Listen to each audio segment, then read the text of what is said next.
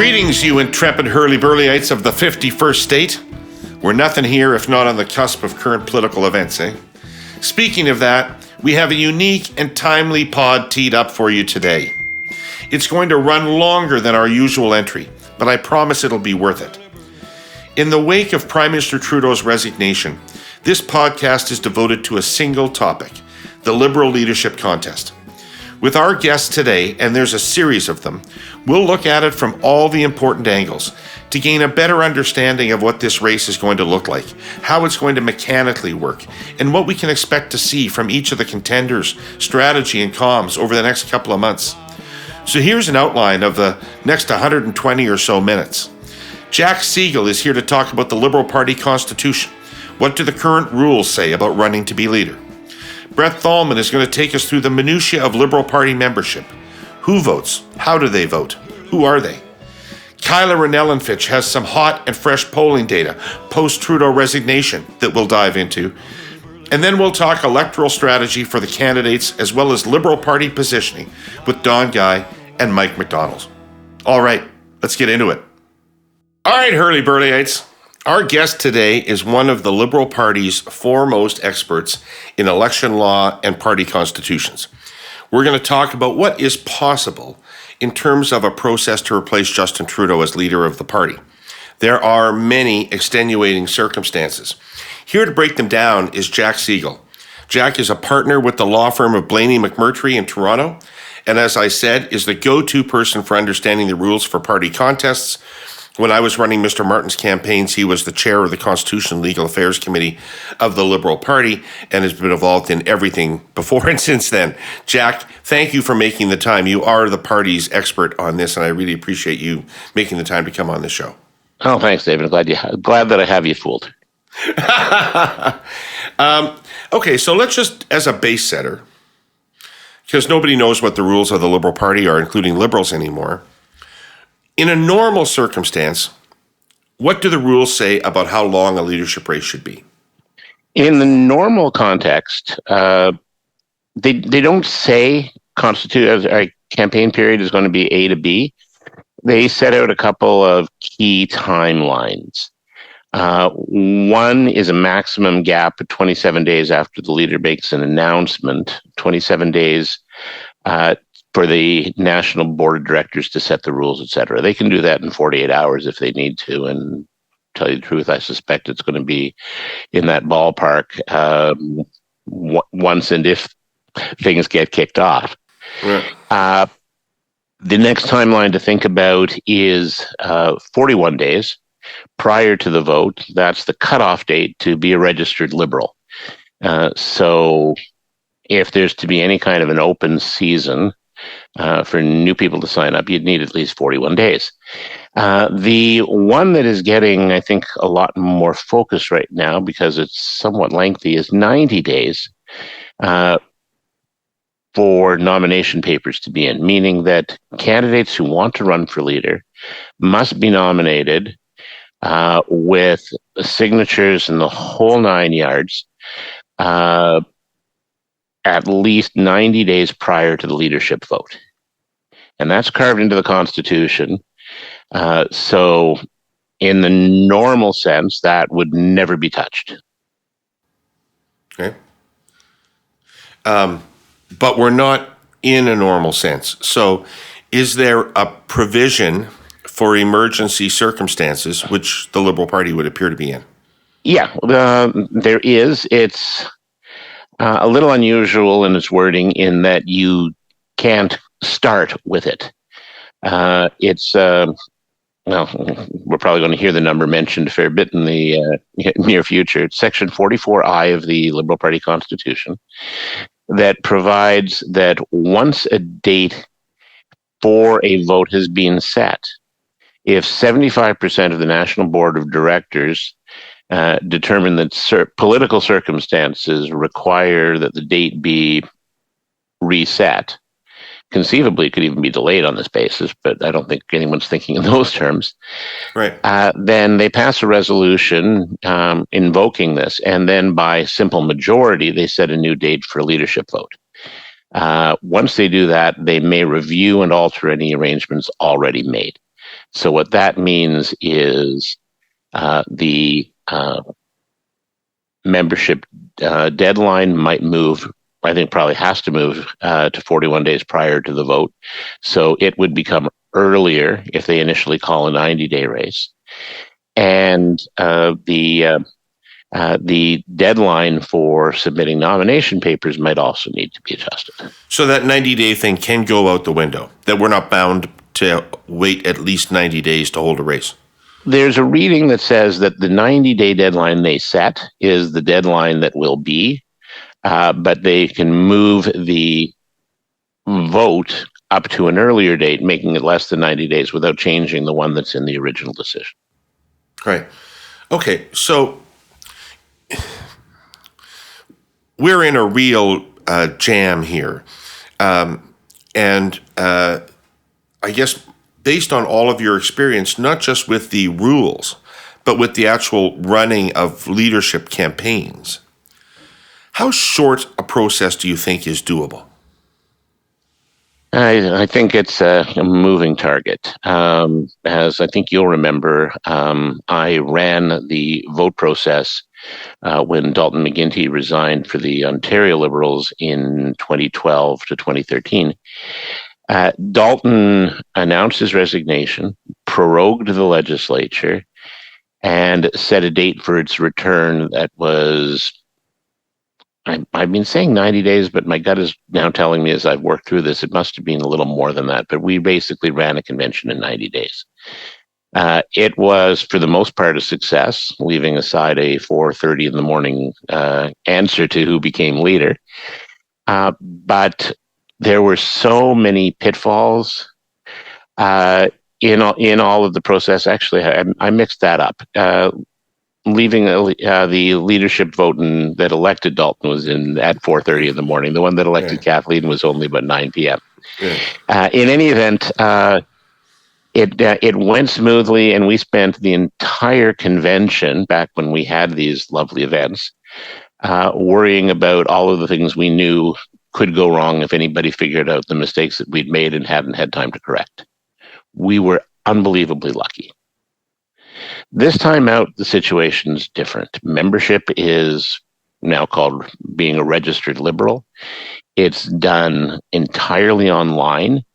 There's no manual review of membership forms to determine if they're complete. So a lot of the time that goes into that can be compressed. The voting process, it was online when Justin Trudeau was elected in 2013, and it no doubt would be an online process again today. Needs to be put together. I've run elections for other organizations online, and it's possible, I think, if the database is sound and isn't getting changed constantly, to do that in as little as 6 weeks. I got to admit, it makes me a little nervous if that's what we're going into, but the party's got more resources than my client did for that election, so I'm So you think 6 weeks to 2 months is how long it would take? I think that's probably the range we're looking at. And we've also got to keep in mind that if we're going into this, Parliament has to get back by the end of March to vote on supply, or Parliament has to dissolve so that Governor General Warrens can provide for everybody's paychecks come April 1st. Right.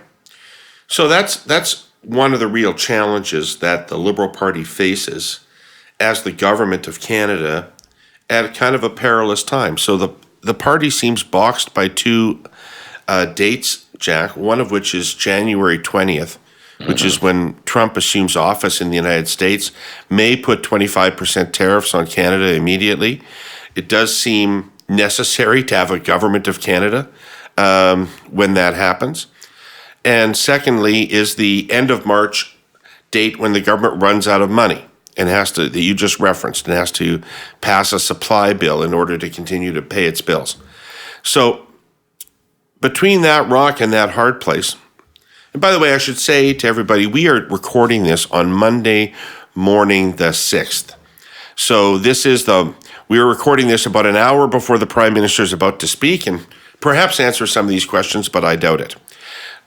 So back to the question. We've got these two hard objects on either side. How do you suggest that the party finesse its way through that? Well, I think I should make it clear. I've got no role in advising the party right now, so this is simply my analysis, and I'm sharing my views with a few people. The first thing that happens is what the Constitution calls either a trigger event, which I think is better described as the leader's involuntary departure. That's not happening. Or if the leader announces an intention to depart voluntarily, requests a leadership vote, resigns on the spot. It's kind of unclear which of those this is, isn't it, Jack? I expect it's an intention to resign. No sitting prime minister in my lifetime in any party has resigned and said, I'm out of here today. They've continued on as an interim, as the elected prime minister, without an interim leader until a leader has been elected. And if he chooses to do that, there's nothing anybody can do about that. I mean, there is a significant body of opinion that says he should just leave now. He's sucking up too much negative oxygen. We won't be able to have space for a leadership race with his mug in the cameras every day. He needs to go now. But assuming that isn't his inclination, there's no way anybody can force that, correct? No, it's entirely his decision. That's why I think it's useful to divide the things that launch a leadership race into involuntary, none of which can apply right now, and voluntary, where the leader determines whether an interim leader needs to be appointed by outright resigning. Right. Okay. So there is this other theory being put forward of skipping a leadership convention altogether, not having a mass-based vote among the party supporters, but having the national executive choose an interim leader who would immediately become prime minister and would face the electorate whenever the election happened. Have the national executive appoint an interim leader on the advice of the caucus. Is that a constitutional idea? Absolutely. But the decision rests 100% with the current leader.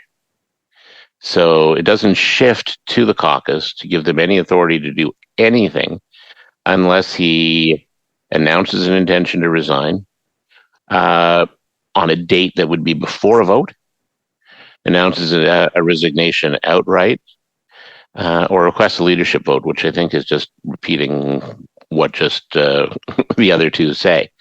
So there's no way of the party board acting to trigger the replacement of the prime minister, which is, I think, as it should be. So just a second, let me get this very, very clear. Assuming that later today Trudeau stands up and says, I am resigning as leader of the Liberal Party, effective the selection of my successor, effective on the date that my successor is selected, which is the way it's always been done. Yeah. Correct? Yeah, right? Exactly. So he says that. There is no constitutional authority for the national executive to circumvent the process laid out in the Constitution for selecting a leader and appoint an interim leader. Exactly. Okay. That's interesting. The question might become and it becomes an active one for how they appoint a leader or who they appoint on an interim basis. If he says, I'm prepared to end my leadership when the national board is ready to appoint an interim leader. I don't see that happening, but it is something that. Okay, so if he says I'm not going to serve until my successor is chosen, there can be an interim, but only for that period of time. So the notion that the interim leader would contest the election, that's impossible. No, because the other possibility is that the leadership convention not be held for 10 months from now. I see. So the board could set a date in November and make the decision that we're running with the interim leader throughout. If I think that's something they'd need to give some consideration to. if Trudeau were to say that he's resigning effective immediately or effective at the close of business on Friday or something like that. I just can't imagine he's going to do that. All right. Well, now that we know that's an option, thank you for clearing that up for me. So the national executive could say, we're going to hold a leadership race to replace Mr. Trudeau, but we're going to hold that effectively after the next election. Yeah. Right? And so we're going to appoint an interim leader, and that interim leader will carry us through an election. Presumably, if they won that election, they'd do well in the leadership. And if they didn't win, whatever would happen. So that's a possibility. Okay, given the situation the party and the government are in, which of those two do you prefer? A full leadership process or a caucus designation? Somebody in a conversation yesterday, and might even have been you, pointed out what it'd be like shooting fish in a barrel for Poilievre in a leaders debate against an interim leader to say, well, you're saying that, but you're not going to be the leader of the party a year from now, so why should we believe that the Liberal Party is going to do anything of the sort? Right. It really leaves open a political vulnerability that I don't see an upside to. Okay. So we've been talking only about length, but there are other issues in leaderships other than the length of the race. I think you have some experience with that. I do. Let's talk first about spending limits. Is the Constitution, or are there rules that apply to that, or does the national executive make that up out of whole cloth? The Constitution calls for the creation at the time that a process is started of both a leadership expenses committee and a leadership vote committee. So what you're talking about is for the leadership expenses committee. They will prepare a fairly comprehensive set of guidelines as to how it is to work. And then that will be passed as a bylaw by the national board. They have the power to amend it, but I think that would be fraught, to put it mildly. Right. So I think the National Leadership Expenses Committee, which would have, speaking of caucus's role, there'd be 2 representatives of caucus on that committee, would set the spending rules. And do they have any guidance? Do they have any principles they're supposed to follow? What are they supposed to be considering when they decide on the spending limits? If you read the Constitution, whatever they want. Having been involved in that exact discussion in other leadership processes in the past, you strive for a number that doesn't permit anybody to blow all of the other candidates out of the water, but one that allows for a reasonable level of spending. If we have a shortened process, as I expect we will, that's going to be a factor, because you're going to spend an awful lot more on a 6-month campaign than on a 2-month campaign. But campaigns need to hire people. They need to pay for resources. They need to make arrangements for call centers, literature, leadership candidates tour of some sort, I expect. All of the things that go into pretty much any modern political campaign.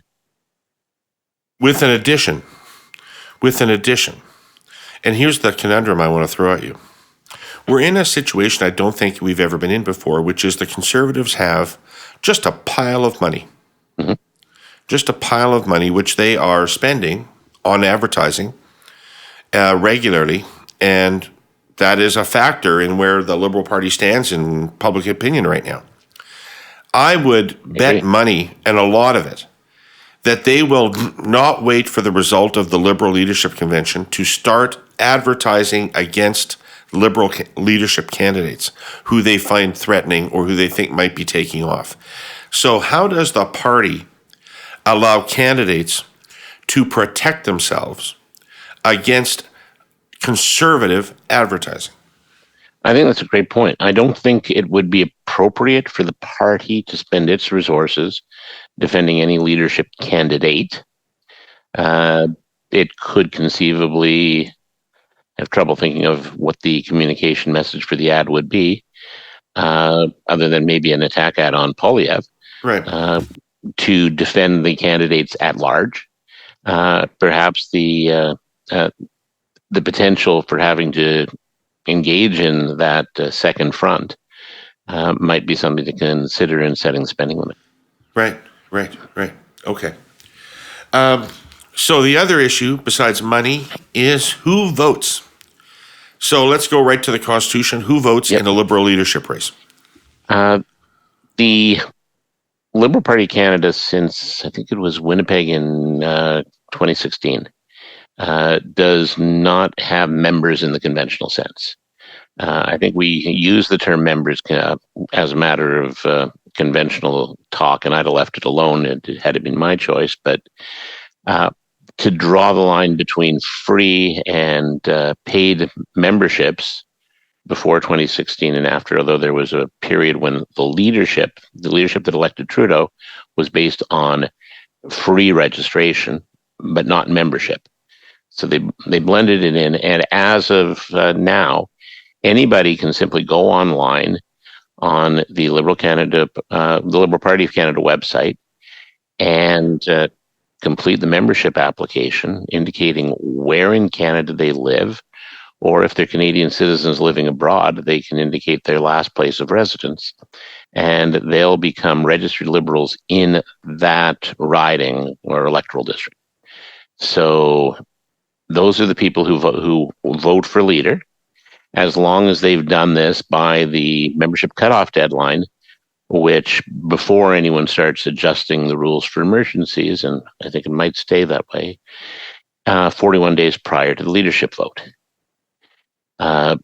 Typically, as you know awfully well, there is a phase in a leadership campaign of people going door to door and using other methods of recruitment. People say this is one of the good things about leadership races, is that you can attract new people into the party and sell memberships and get people engaged through the race, and then they stay involved and they stay attached to the movement. So people have always viewed leadership races as a recruitment tool for the party.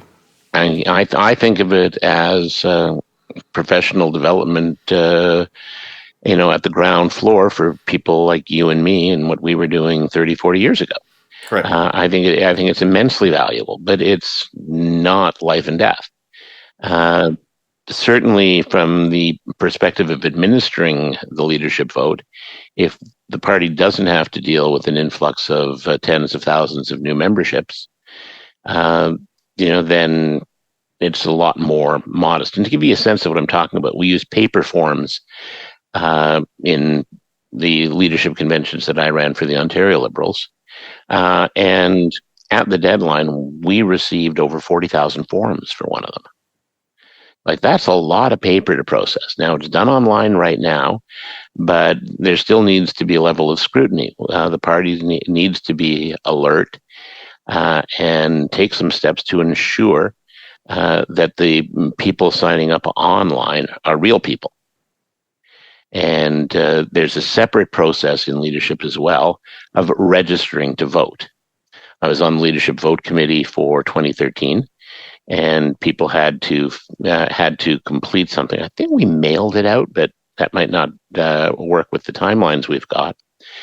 And provide additional information that would be used to verify them as legitimate using the standards that existed in 2013 before they could be let into the voting system when the voting opened up.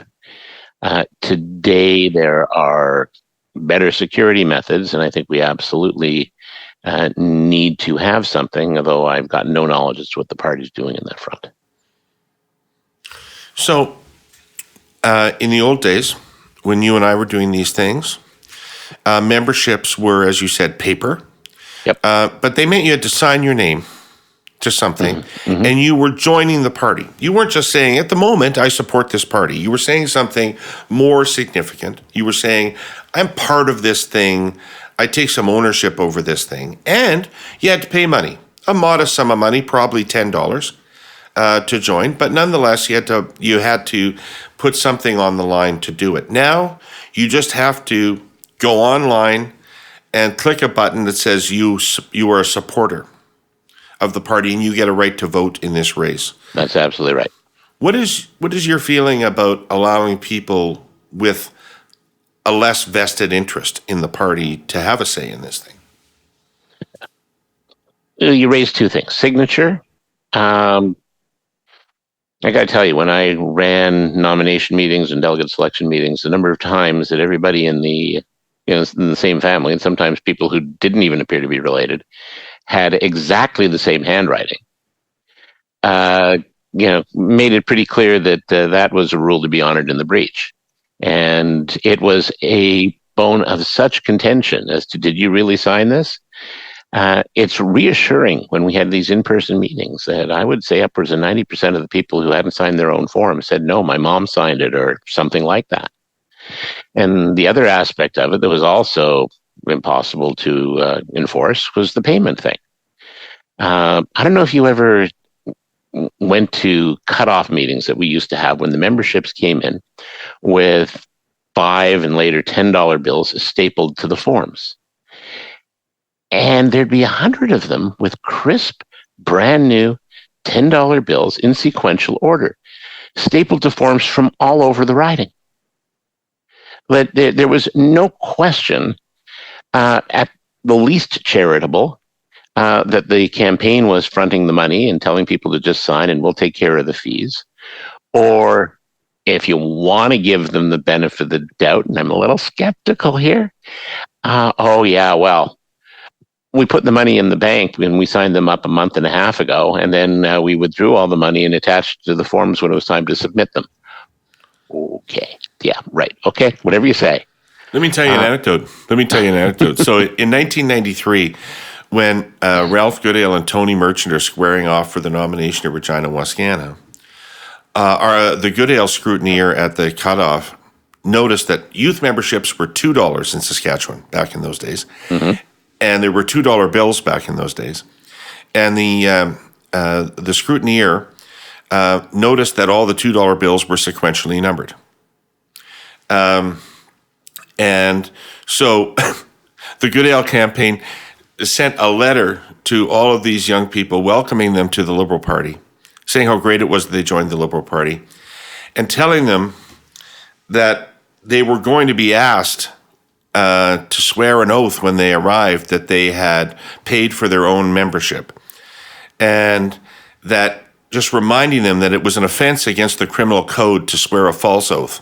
But in any event, welcome to the party, and we hope to see you at the meeting. And of course, none of them showed up. Yeah, all kinds of maneuvers like that have been done, not just in Saskatchewan over the years, to try and limit it. Yeah. There was one in the lead up to 1993 where one of the Liberals for Life candidates actually circulated a piece of paper, which strangely enough got into our hands, setting all of this out, and that it was an offense under the Criminal Code of Canada to vote fraudulently, and immigrants convicted of offenses could be deported. And they circulated this to the Tamil community in that riding that was supporting the other candidate. Right. We put a real fast stop to that, and had it's a longer story, but we had an arbitration over that was classic. All right. Let's yank ourselves back to the present day, though. Yeah. Right. And so what we're talking about is the mass selling of memberships, or the mass signing up of supporters in this context. Yeah. The mass signing up of supporters, which has always been part of leadership races.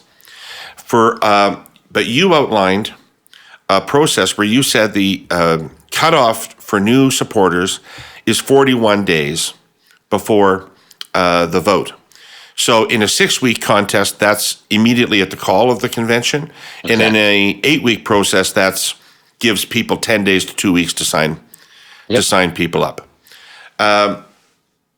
What are reasonable constraints on a sign-up period in this circumstance?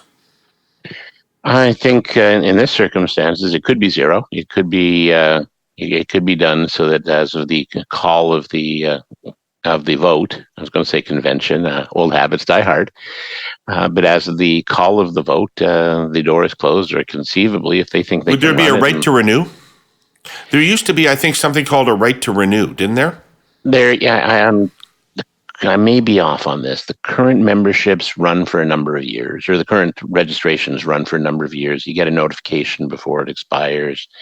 If you are a monthly contributor to the party or an annual Laurier Club contributor, your membership or your registration is automatically renewed. So I haven't signed a form or logged in online as a monthly contributor, and since this process started, to be honest. But I've checked and made sure that I'm on the membership list. Who does that? Like, to be honest, in the old days, riding associations had membership chairs, and they would contact you and say, it's time to renew your membership. It's all centralized today, David. And you would renew your membership. Mm-hmm. Who's telling me to do that now? I didn't even know. Canada. I mean, I only got on this list myself 2 weeks ago. Mm-hmm. The notifications come out from the Liberal Party of Canada. Do they? Yeah. I can't tell you. I can't sort them out between the 8 million fundraising emails. So maybe I missed that. Well, if you signed up a few weeks ago, you don't have to renew. No, I know. You've got a multi-year registration. If somebody was like me, if they were habitually a member, but hadn't signed up in the last year, do you think there would be... I'm just wondering who's on the list and whether Liberals, the kind of people that would normally be members of the party, are even on this list. I certainly hope so, and there may be a short window, and it might be a very short window to get back on, but over the years, again, I've literally run the vote at hundreds of local meetings. Almost invariably, somebody who's been a good Liberal, sometimes the absolute best, most dedicated person in the riding, fell through the cracks and hadn't renewed, and there's nothing you can do about it. So, Jack, a free sign up to be a supporter. Mm-hmm. No paper trail of any kind. It's all electronic. And you don't have to spend any money. I'm waiting for Andrew Coyne's column about foreign interference. It seems like a system that might be ripe for foreign interference. What do you think about that? I think that's a hell of a strong argument for having no sign-up period. And I absolutely agree with you that if we have a lengthy window where there are simple things that can be done online. You can block or subject to much higher scrutiny the IP addresses that aren't based in Canada, but foreign actors act within Canada, so that's not going to solve the problem. So if we're going to be on the lookout for that, we're simply going to need to either have a really secure means of dealing with it, and at the same time, again, I return to the notion of having a less lengthy or perhaps no open season at all. Right. Okay. Cool. So listen, to wrap this up, yep. I don't mean to make you be more presumptuous than you are, because I know that you would not presume to tread on anybody else's territory. But assuming you're being asked, to the extent that you want to be candid publicly, what advice would you give to the National Executive as they set the rules for this process? I think it would be kind of what we've discussed. Set a date that's more than 90 days away from now, so that you meet the requirement for the nomination papers to be separated out from the vote by that much. Pass all the other requirements that are needed to institute the process. Then come back to this section 44I that I was talking about. Declare that political circumstances warrant a shorter leadership campaign, and then make the necessary changes. Terrific. Where they put the date of the vote, let's say we go roughly 90 days from today. We're recording this on January the 6th, so April 6th, which takes us past supply, by the way. Right. So they shorten that. They could shorten it to March 15th. They could shorten it to February 15th. I think that decision is going to largely be based on the operational logistics of running the vote. Right. And I cannot imagine that there isn't a set of notes or briefing paper for the national board somewhere setting out exactly what they can and cannot achieve. Jack, thank you for this. Very illuminating. Very illuminating. And it's fun talking to you, David. I think it's the first time we've been able to talk about such things openly and not behind closed doors after many years. Exactly, and we're not fighting because I'm not promoting some candidate while you are trying to protect the rules.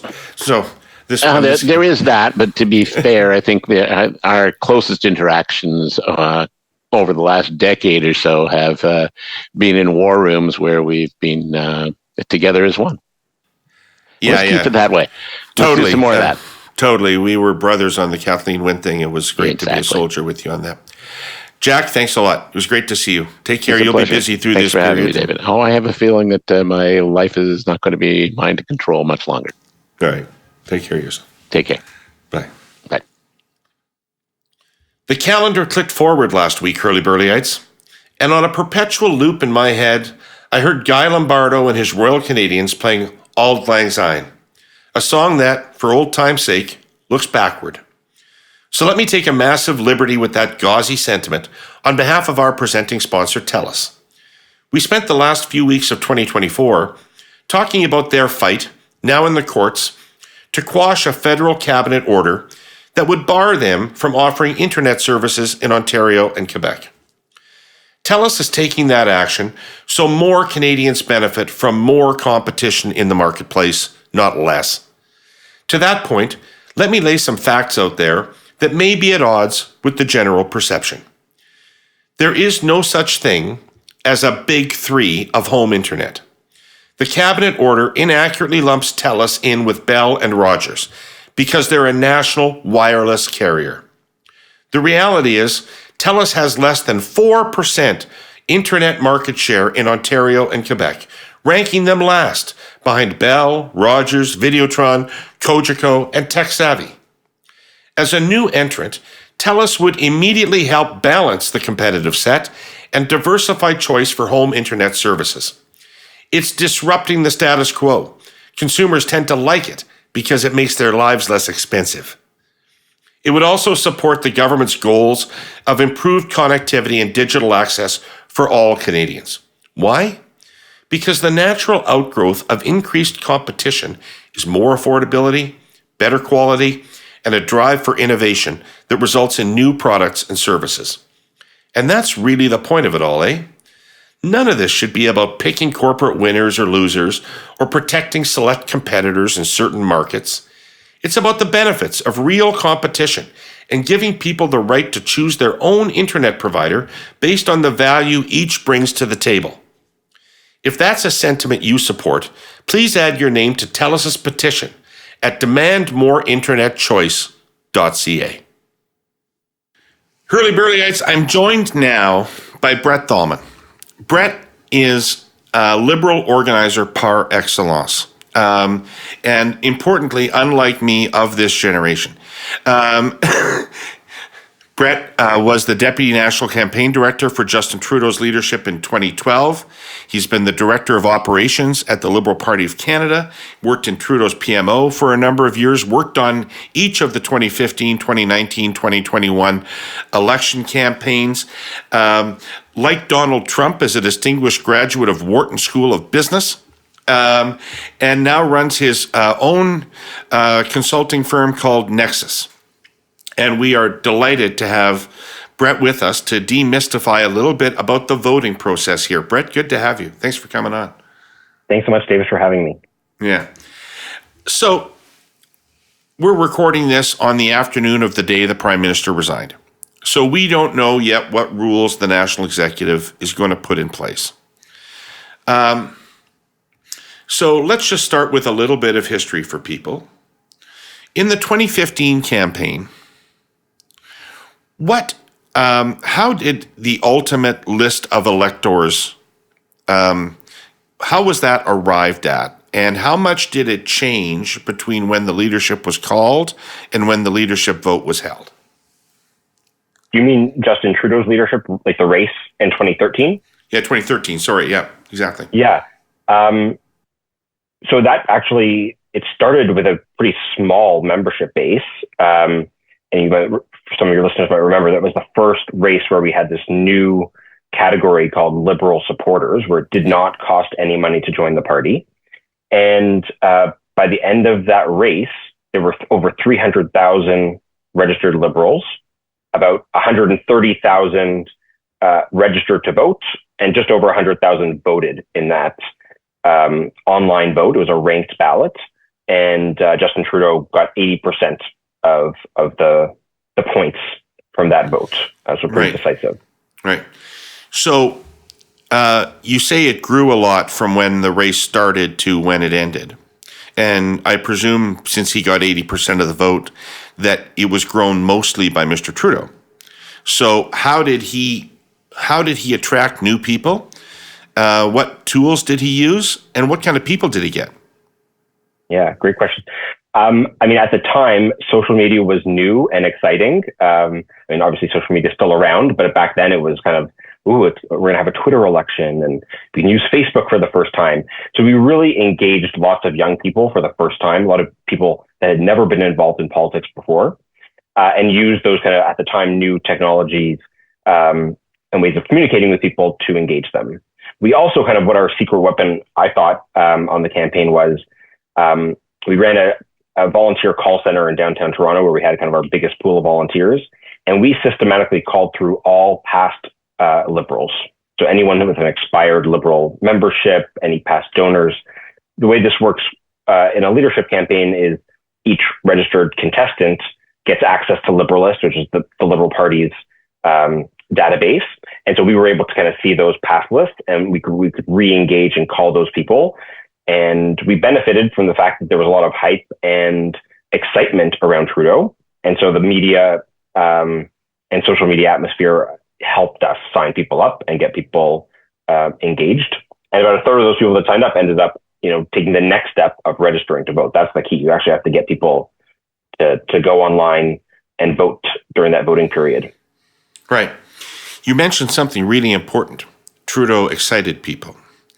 And, I've worked on enough campaigns to know that while people think you can stack meetings and pervert this process by recruiting people, it's very, very difficult to recruit people for a campaign they're not interested in. So generating interest in your candidacy is the first step. Mr. Trudeau had some celebrity status. What else did he do to interest people? I think one of the things he did early was pick some big policy ideas that got to mobilize different segments of the population. He mentioned it today in terms of his biggest regret in his press conference about voting reform, electoral reform. Like, that was something that we built a constituency around. And his promise to legalize marijuana, I remember being on the ground signing people up. There were a lot of people that were very interested in that. And that's something that people forget. Like, we have marijuana is now legal in Canada. And so I think that really helped. Yeah. That's why I'm a Liberal. Just with that.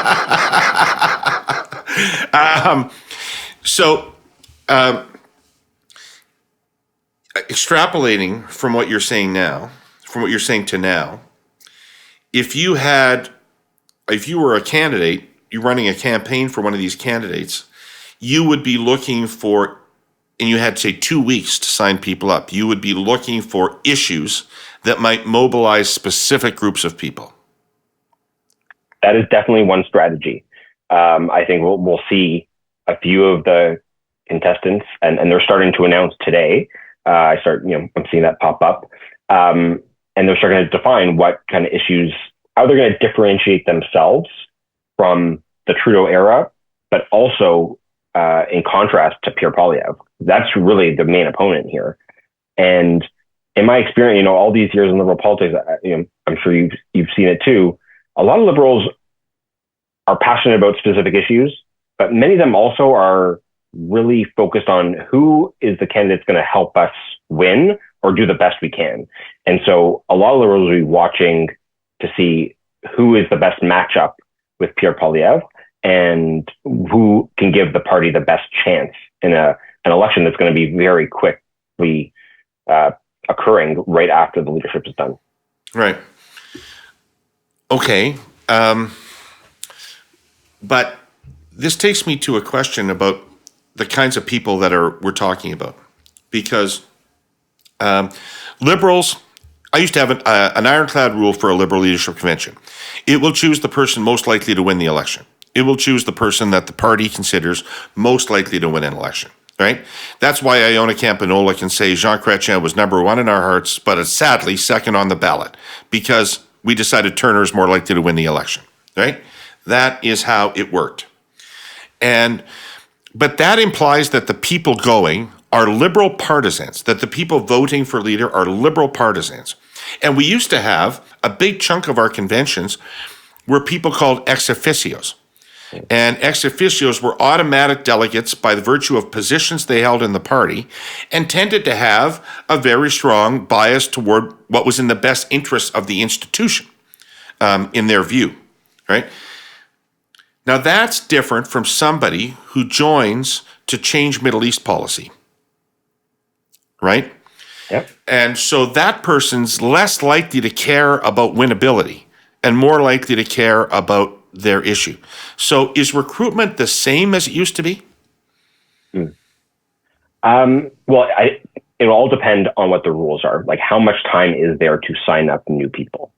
And, I like many, I'm sure it's probably the most visited page on the Liberal website, that Liberal Constitution. I was looking at it on the weekend to see what the rules are. Registered Liberals, your registration expires after 3 years. So those 300,000 people that signed up in 2013, many of them have expired.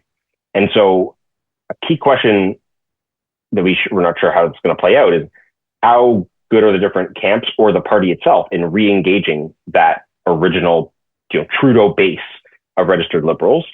And it's not clear how many registered Liberals are currently registered, right? The Liberal Party had a biennial convention in 2023.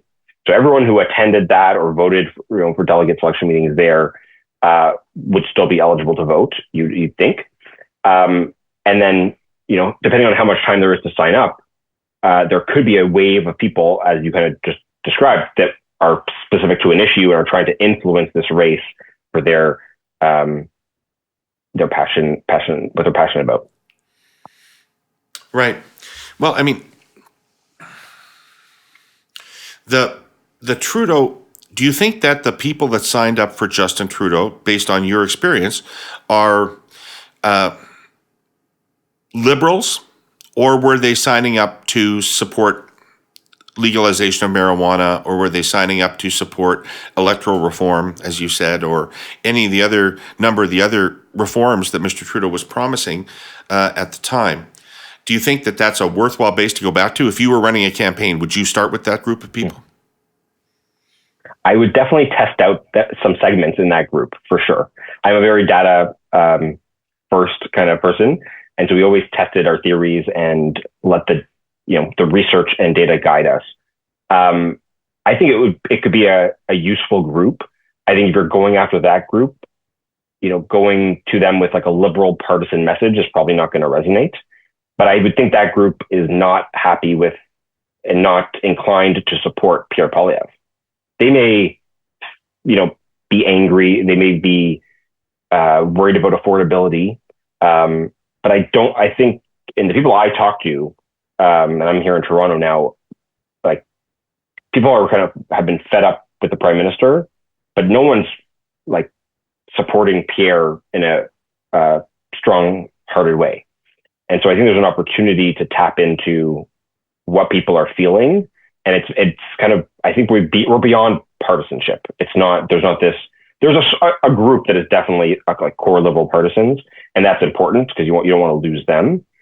But I think that depending on the rules and if there's enough time to get in these people to re-register, the larger group will have to be motivated by issues or by a desire to stop the freight train that is the Conservative Party of Canada and Pierre Poilievre. Right. So I'm old, so what I'm about to say may not be of general application. But I was not on the list. I was not a supporter until 3 weeks ago, when I made it a point to go on the website and sign up as a supporter. The people my age who I know to be liberals that I asked don't know whether they're on the list or not. How much of that do you think there is? Liberals who expect to be involved in this decision, who may find out that they're not on the list. Yeah. Because people always used to know if you had a membership. Sure. That was a more tangible thing. Yeah. Yeah. My membership's up to date. I'm fine on that. But this thing is so amorphous that nobody really knows what qualifies. So what do you think? Yeah, that's a critical question. I didn't know if I was registered. I recently re-registered online just to be sure. I think especially donors or people who have volunteered or been involved in the party have that expectation. And I think it's incumbent on the party to communicate to the members, registered Liberals, to communicate that they are in fact registered. And we have a much larger list of people who have expired that should be clearly informed about their registration and an opportunity to register. I think that's good for the party and ultimately good for Canada that more people are involved in this decision about who the next Liberal leader is. But I think there's going to be confusion. And I think part of what the National Board has to tackle this week is what the rules are for this race, key cutoffs, etc., spending limits, but also how does team neutral, as people call it in the biz, how do they operate and encourage the most people to vote separate from each camp trying to get their people registered and voting? Right. So I'm reliably informed, and by that I mean Jack Siegel, that the cutoff needs to be 41 days before the vote. Yes. Right. That's in the Constitution. 41 days before the vote. So if the race itself is 60 days long, that means there's 19 days to sign up, right? Would you cut the membership off right now, or would you allow those weeks of signing to go on? Very good question. My inclination is to give time for people to sign up. I have always tried to operate as bring in more people into politics, open the doors, demystify the process, and the more people involved, the better the outcome will be. Now, there's many people who are trying to win for their preferred candidate, and some of them may think that it's more advantageous to cut it off now. I think that's short-sighted. And will look anti-democratic for a party that needs to seem open and use this leadership race as a chance to renew and breathe new life into the party. It's been more than 10 years, 13 years with Justin Trudeau as the leader. And I don't think Canadians know what the Liberal Party is without Justin Trudeau at the moment. So how do we take this opportunity to redefine that? Right. And if you were running a sort of a mainstream centrist candidate, and you were worried about other candidates doing what effectively Trudeau did. Let's say we'll grab a constituency, we'll grab the legalization marijuana thing, or we'll grab the electoral reform thing, because people that advocate electoral reform aren't necessarily liberals, but they wanted to change that policy, and they felt with this effort they could change that policy. If we have a relatively small list, which we may have at the end of 10 years in government, it becomes relatively easy to take it over, right? I remember in the mid-'80s, our delegate selection meetings were seen as prime territory for pro-life organizers, especially in Western Canada, because we'd have few people at the meetings. They could bring out more people at the meetings, elect a pro-life slate of delegates, and off they go. We can all think of analogies for today, and especially in this much easier online system. Is there a way of protecting against that? Yeah, that's a concern. And then you throw in foreign interference too. And at the moment, the current rules don't require you to have Canadian citizenship to vote. Permanent residents are able to vote. You need an address in Canada. The board of the Liberal Party may decide to add additional rules. I mean, I'm not a constitutional expert around the party constitution, but I think they could add a fee to participate in the contest. I mean, there are a bunch of rules that could protect certain outcomes and create some barriers, which I think ultimately isn't the way to go. That's not how I would recommend it, because I think there's enough people that want to be part of the party and try to choose an alternative to Pierre Poilievre. I think there's a huge demand for that, and people are kind of parking their vote because he's the one that is capturing their anger. But I think, as sad as today was with kind of how the Prime Minister's tenure ended, I think there's some excitement about the months ahead around some renewal and new ideas and an opportunity to change the polls that have been looking pretty bad for the last way too long. Right. So who's on this? We talked earlier that I didn't know whether I was on this list, and you didn't know whether you was on this list, whether you were on this list. You know this list better than most people.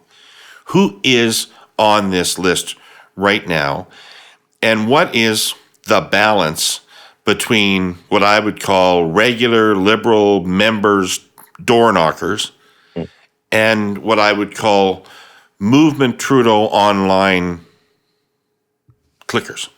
Yeah, I think it's the former. So it's the kind of the Liberal partisans, the volunteers. The party is probably, I think, still doing it, but just finished the bulk of redistribution. So a whole bunch of new ridings got created across the country. They have to reconstitute new riding associations. So anyone who attended those new founding AGMs, any nomination meetings and unheld ridings, that's who makes up the current list. And I don't know how many people on it. I think it's not that large. But the party has an ability to re-engage everyone who's expired. So I think it's really incumbent on them to grow that list, and see kind of how the chips fall in terms of who they vote for. Now, there's a lot of strategy in this, Brett, and walk us through this a little bit, because the Liberal Party does not have a straight one-person, one-vote system. Yes. It has a riding weighted system. Yes. Okay? So I could theoretically get 300 votes in Toronto Centre, right, and do badly. Or I could get 17 votes in Cypress Hills grasslands and sweep. Yes. Is that all right?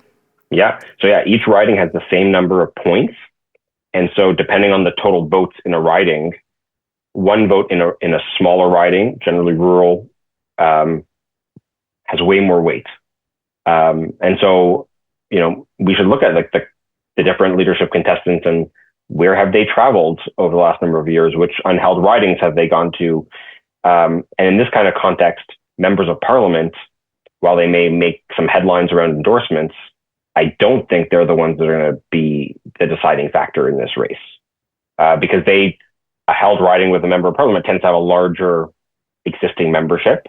Yep. And really, it's the field organizers and those door-to-door partisans that are going to have the biggest ability to sway this race, I think. Right. I don't, not asking you to tell tales out of school, I don't get the sense that anybody has really been organizationally preparing for this. Like you talked about, look at the ridings they've been to. Has anybody really been that strategic about this? I doubt it. Right. I haven't seen it. I mean, I think the media conversation has been speculating about the potential replacements for months now. But I think all the potential candidates have been minding their P's and Q's, I think. Yes, and right. Very careful, for sure. Right. And so I haven't been hearing anecdotally about calls for organizers or things like that. but I think that's about to start in full force this week. And I think that makes sense for those contestants too, because they didn't. You think about that small list who's going to vote. You don't want to piss off that list. And I think had they gone out too early and done things to undermine the prime minister, I think that could have turned off a lot of the votes that you need to win the leadership. Right. So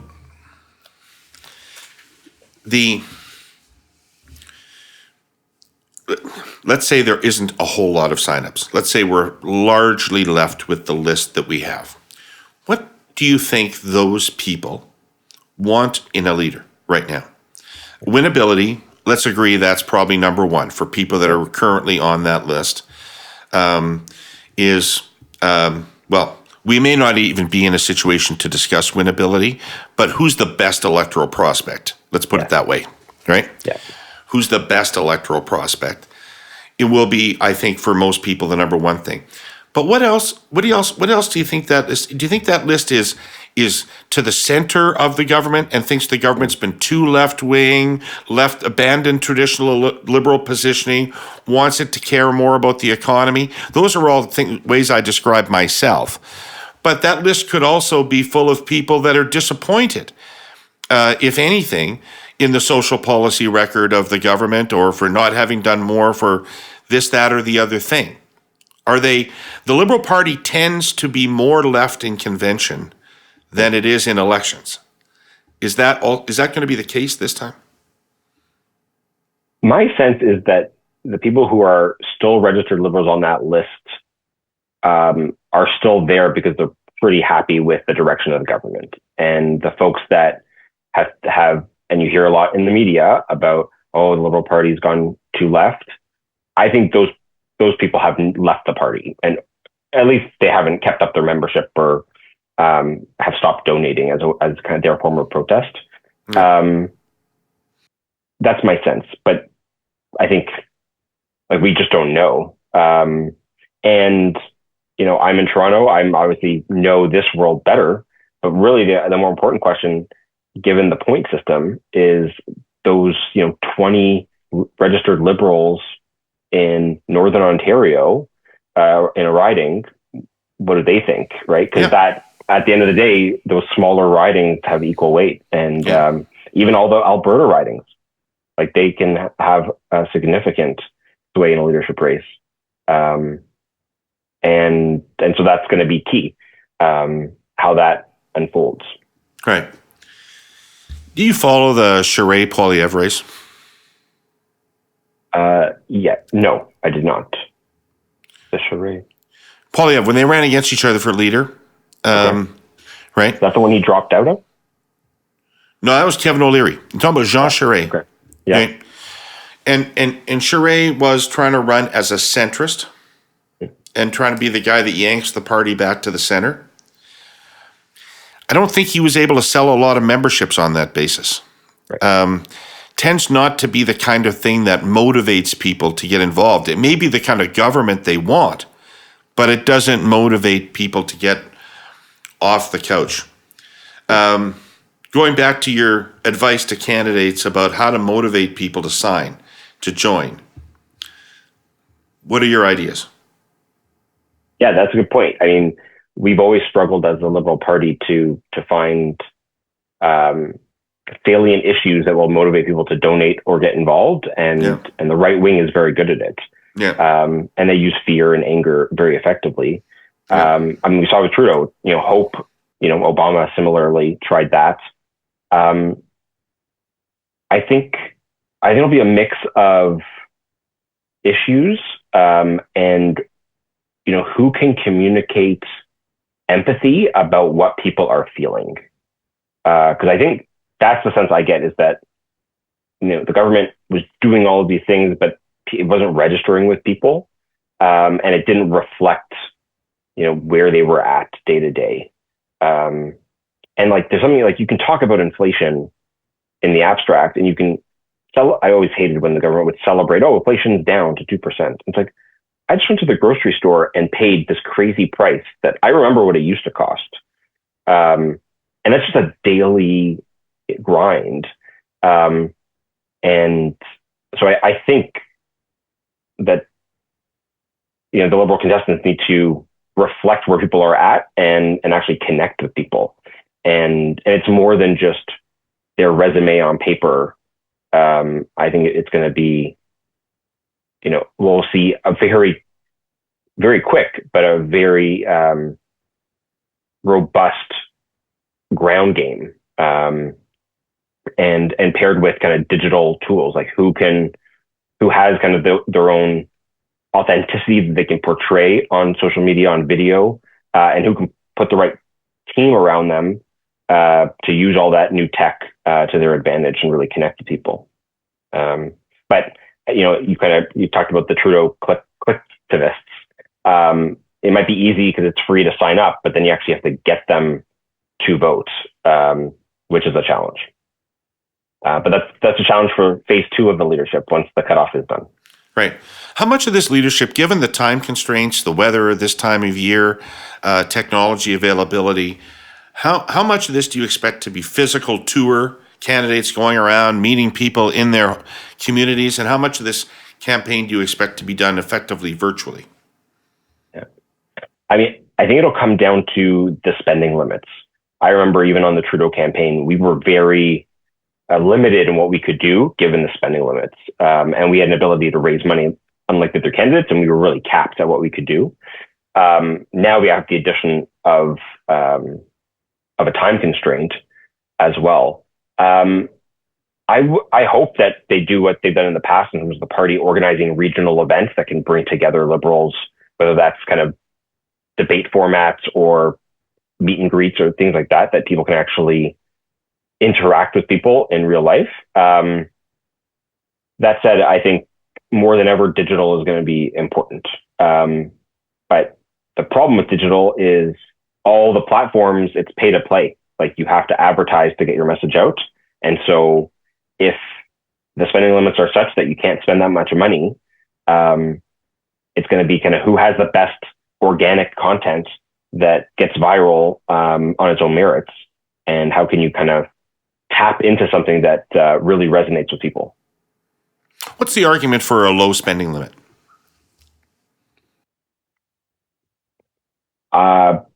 Perhaps to keep money out of politics. I think that would be one principled reason to do it.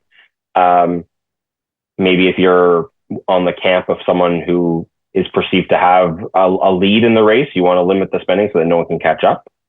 But I don't think that's the way to go. If anyone called me up for my advice, that's what I would say. Well, the thing that concerns me, Brett, is the Conservatives are literally awash in money and are advertising on a continual basis, online, on TV, everywhere you can, right? Yeah. I don't think they're going to wait for the election campaign to start going after our candidates. I think that if they see somebody who makes them the slightest bit nervous, or if they see somebody that's generating any reaction out there, they're going to turn their guns on that person during the leadership, right? I agree. We've seen in the past, they've waited for the night of the new leader. I don't think they will. But I think it's interesting. Like they're already all over Carney, right? Carbon tax Carney, all that kind of stuff. So like if a candidate is being subjected to a negative advertising campaign by the Conservatives, surely we have to find a way to think about that. Yeah, and that's an argument for having a more robust spending limit to allow candidates to advertise. Ultimately, if you have multiple candidates that have an ability to raise that kind of money and spend it, that helps the party and helps our chances in the next election, as long as people aren't using it to negatively attack each other. So that's the thing we have to watch out for, is that we don't end up giving fodder for the Conservatives to use against us. But yeah, that it is it's striking, the disparity in spending right now, and has been for several years. The Conservatives are just outspending us on digital advertising. And there's a reason why when you talk to people, they repeat Conservative talking points. Right. I got one last old man question for you, by the way, which is, when I got involved in the party, every constituency sent 7 delegates. to a convention, plus 2 ex officios, either the member of parliament or the defeated candidate, and the riding president were automatic delegates. So 9 out of a riding, right? What that meant was that whether it was Jean Chrétien or Brian Mulroney or John Turner, the people who wanted to be prime minister ended up sitting around the kitchen tables of regular folks who live out there in the world and persuading those people that they should trust their party with this person, right? And now we have a much more impersonal mass exercise of getting tens and tens and tens of thousands of people, right, with a weaker connection to the enterprise to vote. And I'm not raising this in a way that implies that there are not arguments on both sides. There are arguments in favor of both. But I am curious as to what you think is in the best interest of a political party, having seen both of those systems in operation. I mean, I'm nostalgic for those delegated conventions, I have to be honest. But I do think it's better for democracy that there is this one member, one vote system.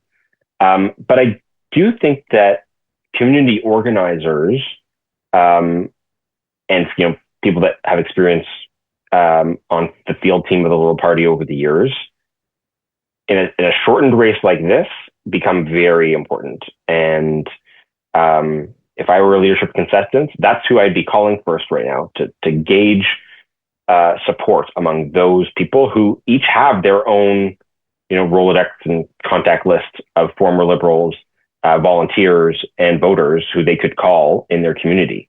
And they're seen as the Liberal in their community, right? Whether that's at a local institution or in a rural town, that's really key, because when it's one thing to sign them up. It's a second thing to actually go back to them and get them to vote. And so having someone that has that connection to these smaller groups is pretty key, because it's much harder, as you had, like that weak tie to the 1,000 people you sign up from an email list, and all you have an ability to send an email to try to get them to vote. That's quite hard. And so that human connection is critical. I'm being overly sentimental about the old system, because by the time it was replaced, it had also been somewhat perverted by mass anonymous signups, largely of ethnic groups through ethnic organizers. Does this system diminish that or enhance that? I think, any system, unfortunately, can be gamed. I think it's incumbent on the board who's reviewing the rules to come up with a fair set of rules and to limit kind of nefarious actors and to undue influence from different groups. And that's ultimately why I think we should go big and try to get the most middle-class Canadians engaged again, because that will drown out any of the special interests. That's my hope. But even if the party added a fee, right? There are moneyed interests that can, go around that. So I think you can't protect against all of those outcomes, but I think it is critical that a fair process be established, that there's a perception that it is an open race, that it's not a foregone conclusion, and that we have a robust race with lots of ideas, and give Liberal Party members the choice. Great. Brett, thanks so much for your time and your insights on this. It was really great, really helpful. Yeah. Thanks so much, David. Yeah. It will be a lucky candidate that gets you. Thank you. So I'll see you on the trail. Take care of yourself. Will do. Bye-bye. Yeah. Bye. So look, concepts like ESG, the acronym for environmental, social, and governance, tend to fall in and out of favor, depending on political and economic winds. ESG is, simply put, a framework used to evaluate a company's sustainability, and ethical impact. Our sponsor, CN, happens to take it pretty seriously. Rail transport is among the most, if not the most, environmentally sustainable method of moving cargo. The physics of steel wheels rolling on steel tracks make railways hyper-efficient, and CN has deployed technology over the years to make its network even greener. The railway takes the same approach to its suppliers, customers, and supply chain partners. Strong links, strong chain, etc. Last month, CN named 73 companies it regards as having achieved excellence in climate action, reducing environmental impact, promoting biodiversity, and implementing more sustainable and ethical business practices. I simply do not have time to read them all here, but I'm going to name a few at random. Alcoa Corporation, Honda Canada, Labatt's, PepsiCo Canada, Tech, Walmart, West Fraser Timber, and Michelin North America are among those whose efforts CN considers the very best. The railway also recognized the Halifax and Prince Rupert Port Authorities, Maersk Line, Volkswagen Canada, Maple Leaf Foods, Gibson Energy, and UPS, among others, as outstanding. You may be tempted to think that a big company congratulating other big companies is a bit of an eye roller, but this is kind of a big deal. Remember, ESG is not about harvesting greater profits or pushing up stock prices. Rather, it's about acting responsibly. And that's a good way to begin the new year, isn't it? All right, Herle Burly-ites, we got a special treat here. We're going to delve into the public opinion climate and whether the Liberals have a chance to make a comeback through this leadership race or not. Joining us to delve into that issue is great friend of mine and great friend of the pod, Kyla Ronellenfitsch. You'll remember Kyla from previous appearances, but as a reminder, she has a Master of Science in Analytics from the University of Chicago and a Master in Political Management from Carleton University, where she also teaches political data management in the Clayton H. Riddell Graduate Program. And in 2021, she founded her own full-service polling firm, Relay Strategies, based in Ottawa. Welcome to the pod, Kyla. Great to see you. Good to be back. All right, so, boy, what a week, hey? I feel like this is the, back to work week for everyone, even though we're, well into January.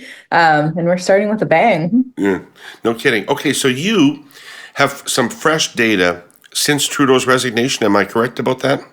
I do. Yeah, I went into field late on Monday, fielded for most of yesterday. Unfortunately, cut just before President Trump's remarks. I think a lot of that is captured in the data, but I'm sure there would be like an extra little bump around some of the concerns around managing the Canada-U.S. relationship, but it's definitely still in this data regardless.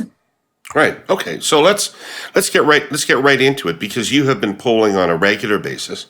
So what do you see that has changed in the opinion environment post Trudeau resignation? I would kind of flip it. I think we can also look at what hasn't changed, which is in my polling, the vote is just held. From the last time that I was in field was in earlier December. So I know that there were some polls that were coming out just prior to Christmas and after Chrystia Freeland's resignation that found Liberals as low as 16 points. The lowest that I've had them is at 21. And I just have vote holding. So from the last time I was in field, which was that first week of December, to now, it just seems like as of now, we're kind of holding. So obviously still very behind in the polls. So Conservatives in the mid 40s, Liberals in the low 20s? Yeah. Conservatives, I think at 45 points, Liberals with a new party leader at 21 points. December 5th to the 7th, I had the Liberals under Trudeau at 21 points. So kind of, at least for now, seems to be a kind of holding environment. I think one thing that I'm always looking for is also the accessible voter pool. So what percentage of people would consider voting Liberal? What we know was Many things were a very significant challenge with Justin Trudeau at the helm, but that vote pool had shrunk so substantially. So we had 6 in 10 Canadians saying that there's absolutely no way they would even consider voting for him.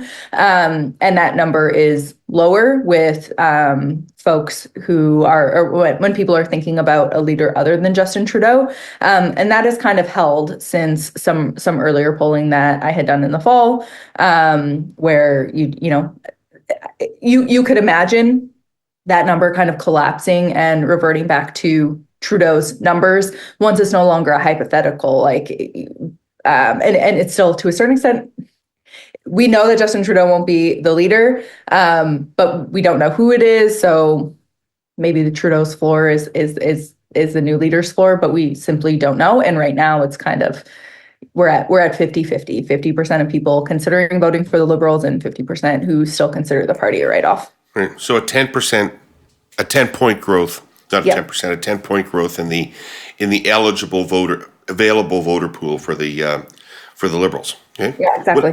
What else did you see that was interesting?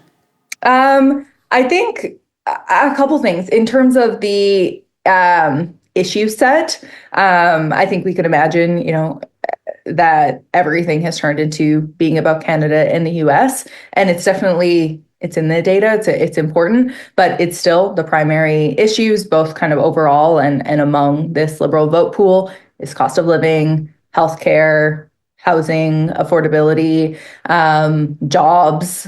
All of those things would be kind of tier one, and then managing the Canada-US relationship is tier two. But once we get into talking about what voters are looking for in the next Liberal leader is when you really start to see some of the Canada-US stuff really pop. Okay, but let's just stop for a second. Yeah. If the election was today, do you think the ballot question would be affordability, or would the ballot question be Trump? It's hard to say.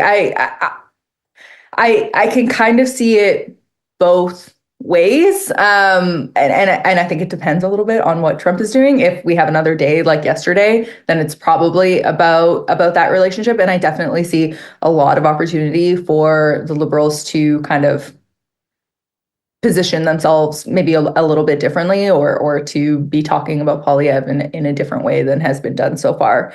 And so maybe that's not the worst frontier for us to be fighting on. But right now, I don't know one way or another. Like the cost of living concerns are still so visceral. And so even it's sort of like looking at a thing that is a hypothetical versus a reality. People know every single day they're having a hard time making ends meet. Do they think Donald Trump is a significant threat? Do half of Canadians have a very unfavorable opinion of him? Yes. Do they think that he's really going to make efforts to make Canada part of the US? I don't know. I don't know how serious people are taking that yet. Unfortunately, as are the perils of being a pollster.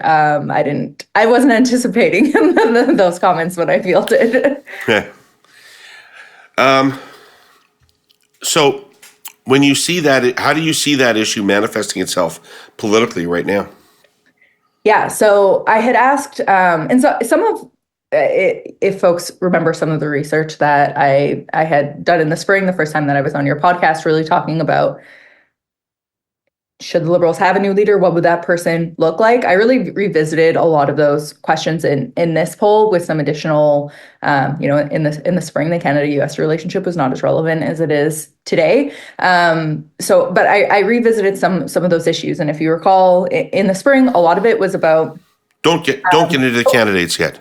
Oh, sorry. Don't get into the candidates yet. Oh, I just meant like as a general in terms of what they're kind of looking for. So at that point in time, people were looking for some differentiation from Justin Trudeau. So someone who was not a close political ally or personal friend of the prime minister, but also looking at someone with more economic credentials. But when you looked at that point in time, when you looked at the the liberal accessible pool, it really was kind of a split between people who wanted someone who was more social policy focused versus economic policy focused. That's really changed quite a bit, where the emphasis is now, even among people who are considering voting for the Liberals, are much more concerned about the economy.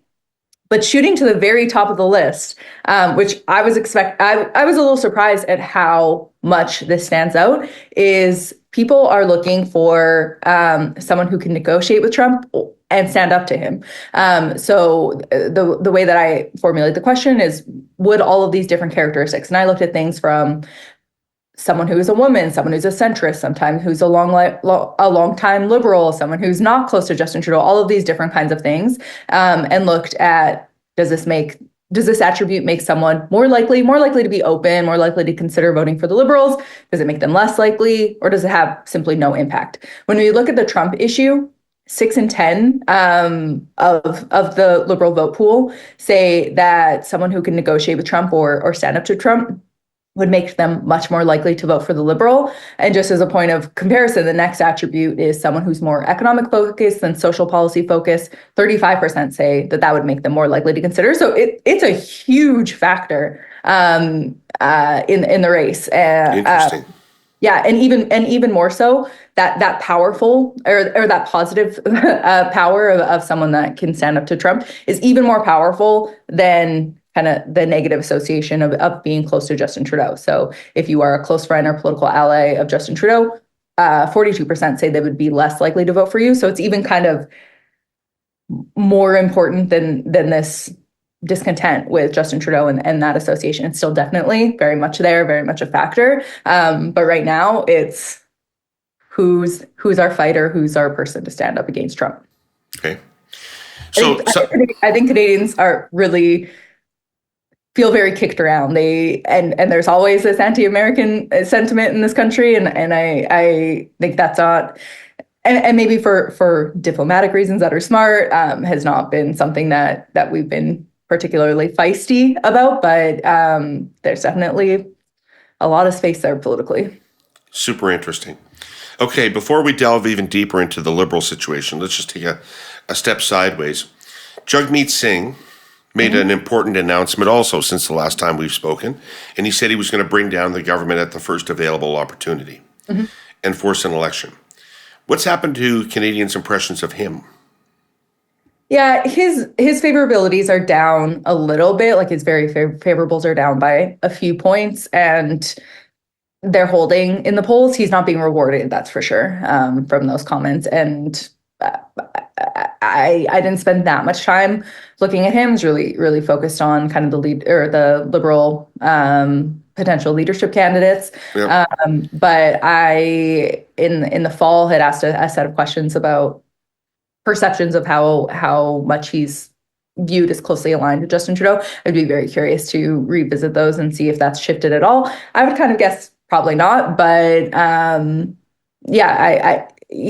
impressions of him have worsened just a touch, but I wouldn't say that how voters are viewing the NDP has necessarily changed all that dramatically. Right. But still bad. It's not. They're in also a bad position. We focus a lot on how bad things are for the Liberals. They are. We have a big hill to climb, but they're also really bad for the NDP, considering the dynamic we're in. Right. And Poilievre, anything happening with people's impressions of Poilievre out there? Yeah, his opinion of Poilievre has generally been fairly consistent, but we do see a little bit of movement on his unfavorables. So those have increased by 3 points since December, and all of that is to the very unfavorable. So previously it was 24% had a very unfavorable opinion to him. That's grown to 28%. So, take our optimism where we can get it. And one thing that is really interesting is in the spring, in my kind of interrogation of the Trudeau leadership and also him as a point of comparison to Poilievre, I had asked this question. I asked people if they agree or disagree that Pierre Poilievre represents a scary type of politics. I think that was a big theory of the case that with time, Canadians will come to see that he represents a scary type of politics. I also had asked the same of Trudeau, and at that point in time, it was a pretty polarizing proposition, like a pretty kind of even split on Poilievre. So we had at that point in time, I thought you said at that point in time that more people were scared of Trudeau than Poilievre.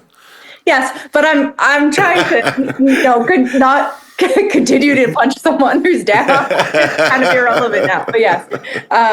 But at that point in time, we had 42% of people agreeing that Poilievre represents a scary type of politics. That's increased by 5 points. And what's really interesting is that kind of the defenders, the people that strongly disagreed with that idea, that has declined by 6 points. So a little bit of movement there. So all kind of an What do you think would be moving those numbers? Time and space. I don't know. I'm not sure if people are seeing. I had done some research on the Canada. Is that the juxtaposition with Trump? Maybe. I mean, that had been the liberal theory, right? That just the existence of Trump would put Poilievre in a different perspective. I mean, that would be my guess. I had done some work on the Canada-U.S. relationship and perceptions of how Poilievre is managing that issue. And I think that was one of the areas where I was seeing some opportunity, is not even just necessarily in the comparisons of Justin Trudeau to Trump, although that association has grown. Is also Poilievre, you mean? Or sorry, Poilievre and Trump. So more people believe that he is similar ideologically than believed it in the fall. So there's been growth from even just the fall to December.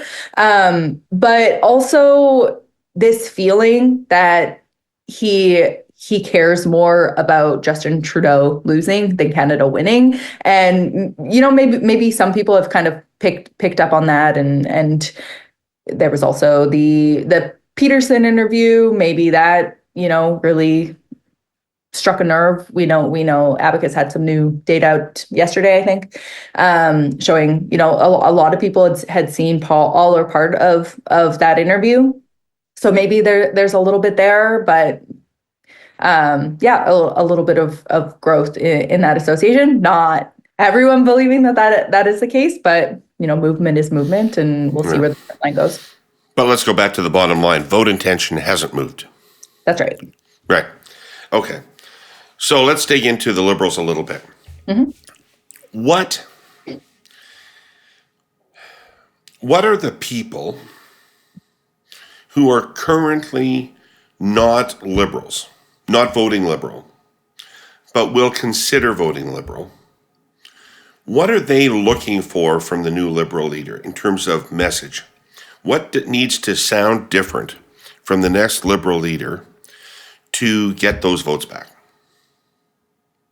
Yeah, it's Trump. It's the management of the relationship with Trump, and it's even particularly like as compared to our more solid Liberals, it's the economy and it's some removal from the Trudeau years. So that kind of differentiation, it makes sense. People that are very loyal to our party have probably taken a lot less issue with the mandate. It's kind of less important to them to have some of that distance, but this is, and I listened to the Curse of Politics yesterday, and I think one of the points that you made was this is sort of the challenge that faces political parties in general, right? Is you have the perceptions of the membership or just even really loyal voters, and then you have the people that you try to persuade, and sometimes in this case, definitely the people that you're trying to persuade don't just see the high points. They see the negative points of the party as well, and you kind of have to contend with it. And I think definitely in this case, we're going to have to exercise some humility, and we're going to have to. There's going to be a necessity for. I don't even know how to describe it. Some responsibility, some contrition. People feel like things are off on the wrong track, and we're going to have to address that. It's extremely important. And if we go in, the next leader goes in with the impression of, everything was pretty great, and maybe we should have changed this one little thing on the margin, it's not going to be satisfying. There is going to need to be, I think we get some venting that happens from Trudeau no longer being the leader, but I don't think that we're at the end of that process. Right. So if you're going to make a clean break with Trudeau on some things, what are those things? What do you need to make a clean break with them on? The carbon tax, I think, is first and foremost. If you look at any of the Conservatives' ads, or just hear their rhetoric, it's all about a carbon tax election. I think we can't just slip into the exact same kind of positioning that they're hoping for. And it's also just not popular. It's not even so much just, what are the Conservatives going to say? That's definitely important, but it's just not popular. And I don't know what parties are achieving very significant electoral success when the electorate feels held hostage to any specific policy. Okay. Do you have any idea when people say they want a leader that's more focused on the economy? Do you have any idea what they mean? Yeah, I had asked this question asking what do people perceive as being wrong with the economy, and was also just trying to understand where would they situate Trudeau in this? Like, do people just think it was, Trudeau messed up everything and that's the be all and end all of our economic problems? And it's not the case. It was in the mix. I think there's some really interesting things for the party to think about. While I think Jagmeet Singh has not had the most success in kind of his anti-corporate rhetoric, there's definitely a lot there. Like, even in kind of softer framings of it, of like corporations are holding on to too much capital and not investing it, or aren't paying people enough in salaries. But we also look at things like wealth inequality. All of these different things are, especially among the Liberal base, higher ranked as explainers for what is happening with the economy, even than things like global factors or productivity, or even Justin Trudeau himself. Like, there are different things that people point to, which is sort of also me coming back to my gripe with some of the tendency in the Liberal Party. I feel like the immediate discourse is, oh, we just need a centrist, which as a pollster, to us, centrism is like finding that middle position and what is popular with the most people. I think in the Liberal Party, it often means a big business, more kind of mentality and policy set. And I just don't think that is the case. I think it's part of it. I think people feel like the Trudeau government maybe just wasn't that cognizant. Like, if you think of the things that the Trudeau government was obsessed with, I don't think people are thinking like, how do we grow investment? How do we increase wages, all of those kinds of things. I think that they were focused on other things. Can I interject and ask you just about the Trudeau government was elected in 2015 on a thesis that people wanted to believe in 2015, which is that you could save the climate and grow the economy at the same time, that these were complementary objectives, not contradictory objectives. My thesis is that over time, over the last 10 years, people have come to see them as contradictory theses. And that climate action comes with a cost, and they don't want to pay it. So my question to you is, can you be seen to be focused on the economy if you are also focused on climate?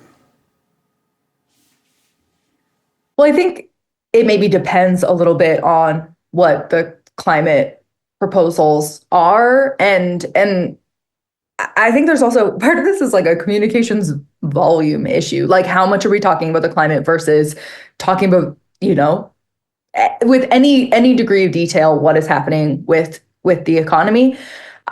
I don't know. I really grapple with this because I don't, for our voters, for our accessible voters, I don't think that they stop believing that climate change is real and that it is a threat. I think but I don't think it's a top voting issue, and maybe there's a little bit of, we can grow the economy together, but I think that there's a fundamental need to, like, okay, we need to get the economy going, and are kind of less concerned about climate. But I don't know necessarily that they would reject the idea that those two things happen. I just think it's kind of a first things first. Right.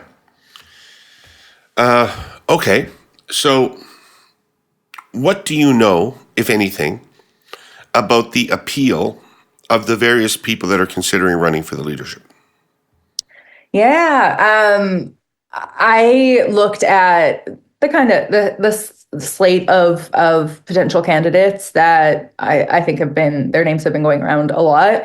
I looked at Chrystia Freeland, Melanie Joly, Mark Carney, Anita Anand, Francois-Philippe Champagne, Christy Clark, Dominic LeBlanc. And then I also looked at the favorability, just kind of as I was polling, seeing a couple additional names pop up on Twitter, and just wanted to take a look at, okay, what does their favorability look like? So I also looked at Karina Gold and Nate Erskine-Smith.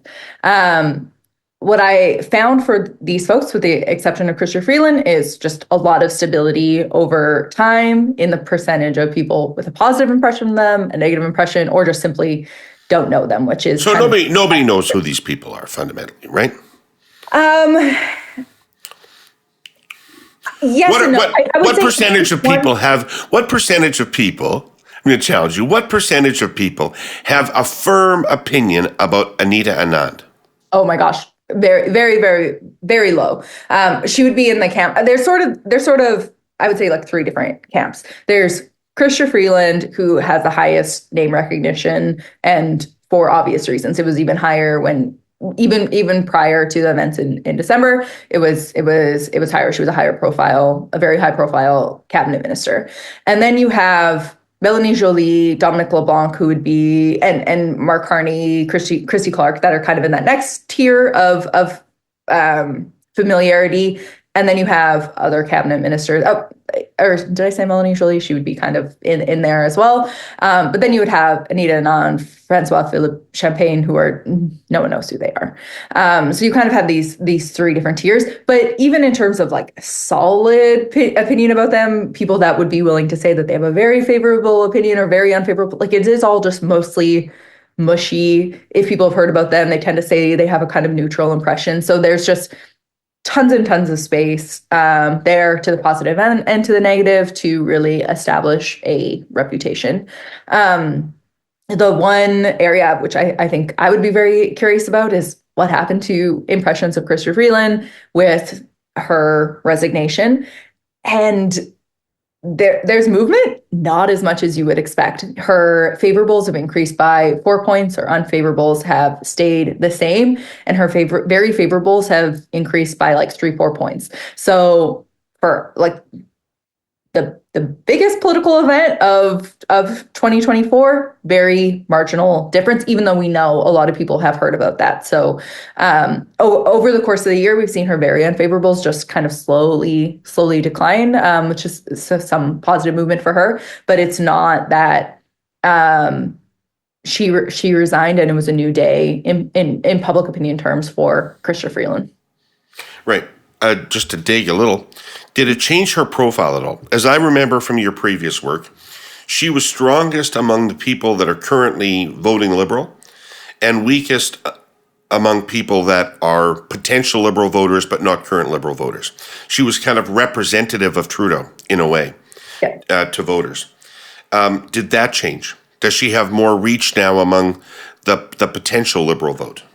Yeah, that pattern still holds. I think she's a sweetheart of stronger Liberals. She's just always been kind of better liked, and she continues to have, she has of this bunch, she has the highest unfavorables as well, and the highest very unfavorables. So she's also a sweetheart of conservatives who dislike her quite strongly, and in a way that, despite months of conservatives campaigning for someone who is not, as of now, in politics, with their carbon tax Carney thing, that his unfavorables haven't moved at all. So maybe, it's relegated to kind of social media discourse, and that's not as reaching, or it's more of like kind of a Twitter thing, and the people that are still on Twitter are already have had that kind of impression, but we really aren't seeing a worsening of his reputation. Okay. Let's just talk for a minute, and I want you to get kind of into political communications in this. Francois Philippe Champagne. Mm-hmm. Nothing shocks people I talk to more when I tell them that most people don't know who Francois Philippe Champagne is, whether in Quebec or out, right? Because in political and business circles, he has been so prominent in this government. He's seen as so active. He's been involved in a number of different important files. He's had these big deals with the battery plant maker, all this kind of stuff. And everybody thinks Francois Philippe Champagne is a big deal. When I tell them that Mélanie Joly is a bigger deal in Quebec than Francois Philippe Champagne, they can't believe that, right? But it's vastly true.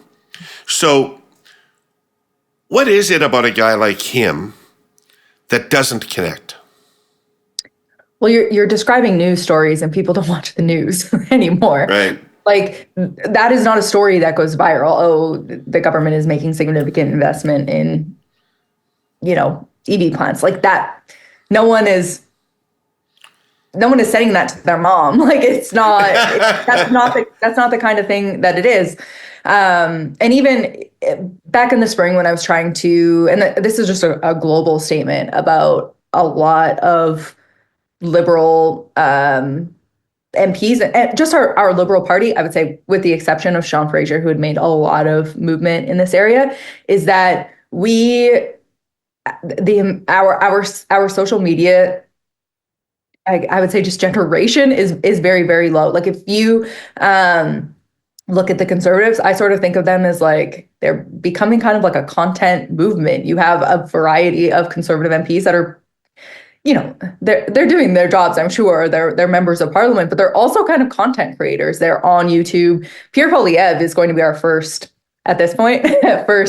YouTube prime minister. Like, these people take this very seriously, whereas I think a lot of the prioritization on the Liberal Party has been around digital ads, but not necessarily around digital content. And I think this explains a lot of it as well. Like, when in the spring, when I was trying to qualitatively test, okay, people are not going to know who these people are, I want to show some clips and some good examples. It was a really hard time for me to even find good examples. Again, with the exception of Sean Fraser, who was putting out a lot of stuff around housing. But I think that explains part of it too. Is, okay, when I go and Google Francois Philippe Champagne, I can find some scrums on CBC, a few kind of things that he put out, but nothing that is meant to generate like a really, really significant impact like that would have a broad reach. And that's true of all of these candidates. It's a lot of work to be done.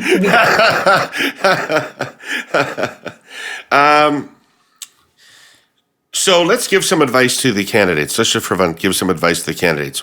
Chrystia Freeland, one piece of advice. What is it? Keep spilling tea. I think there's something about Chrystia Freeland, even though the numbers don't show all this big of a bump for her, but I think at least in elite discourse or just even online, there's this impression that there's been this kind of new day for her. I think we should look at it as like she wrote a really good, epic, even letter. And let's say she announces tomorrow what that she's going to run, that she's running for leadership.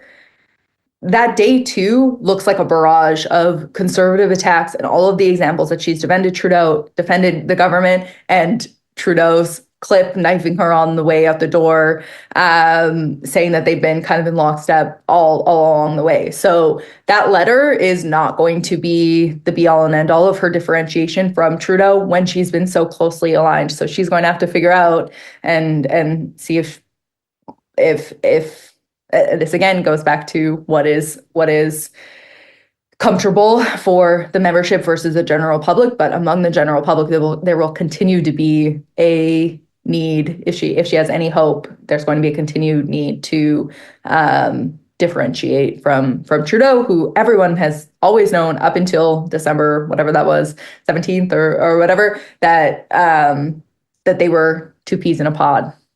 There's still going to be a lot of work there. All right. Mark Carney, got a piece of advice for him? Yeah, I would be looking for opportunities to go against type. The Conservatives are going to try and paint him as like the Monopoly man. You can't come out and be the Monopoly man. You're going to have to figure out how to be accessible, how to be.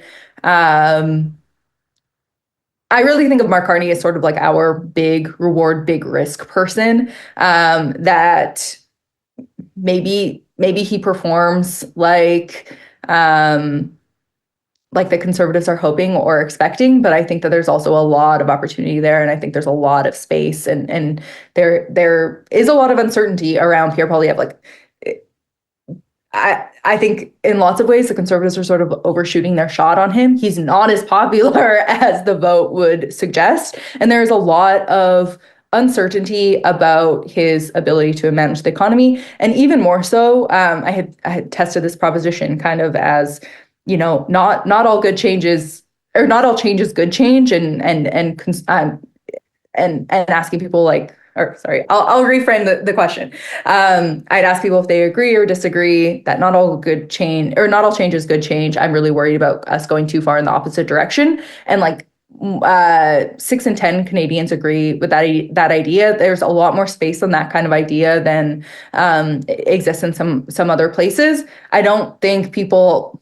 Canadians are not seeing him as our messiah out of this moment. So there's a lot of space on the economy, and I think a lot of space on a different tone from Poilievre, who is not comfortable for a lot of people, for women, for seniors as well. So I think there's a lot of opportunity there. It's just kind of depends on how he comes out the gate and his framing and approach.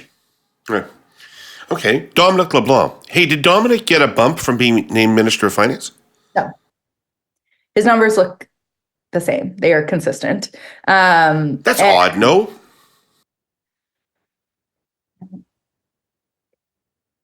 I don't know. Is it? Would you expect a positive bump, a negative bump? I would have expected a bump in familiarity at a minimum. Sorry, that has increased a little bit. So in December, 38% of people said they'd never heard of him. That's down to 32. All right. Okay. But right. So what's the space for a candidate like him? What advice would you give him?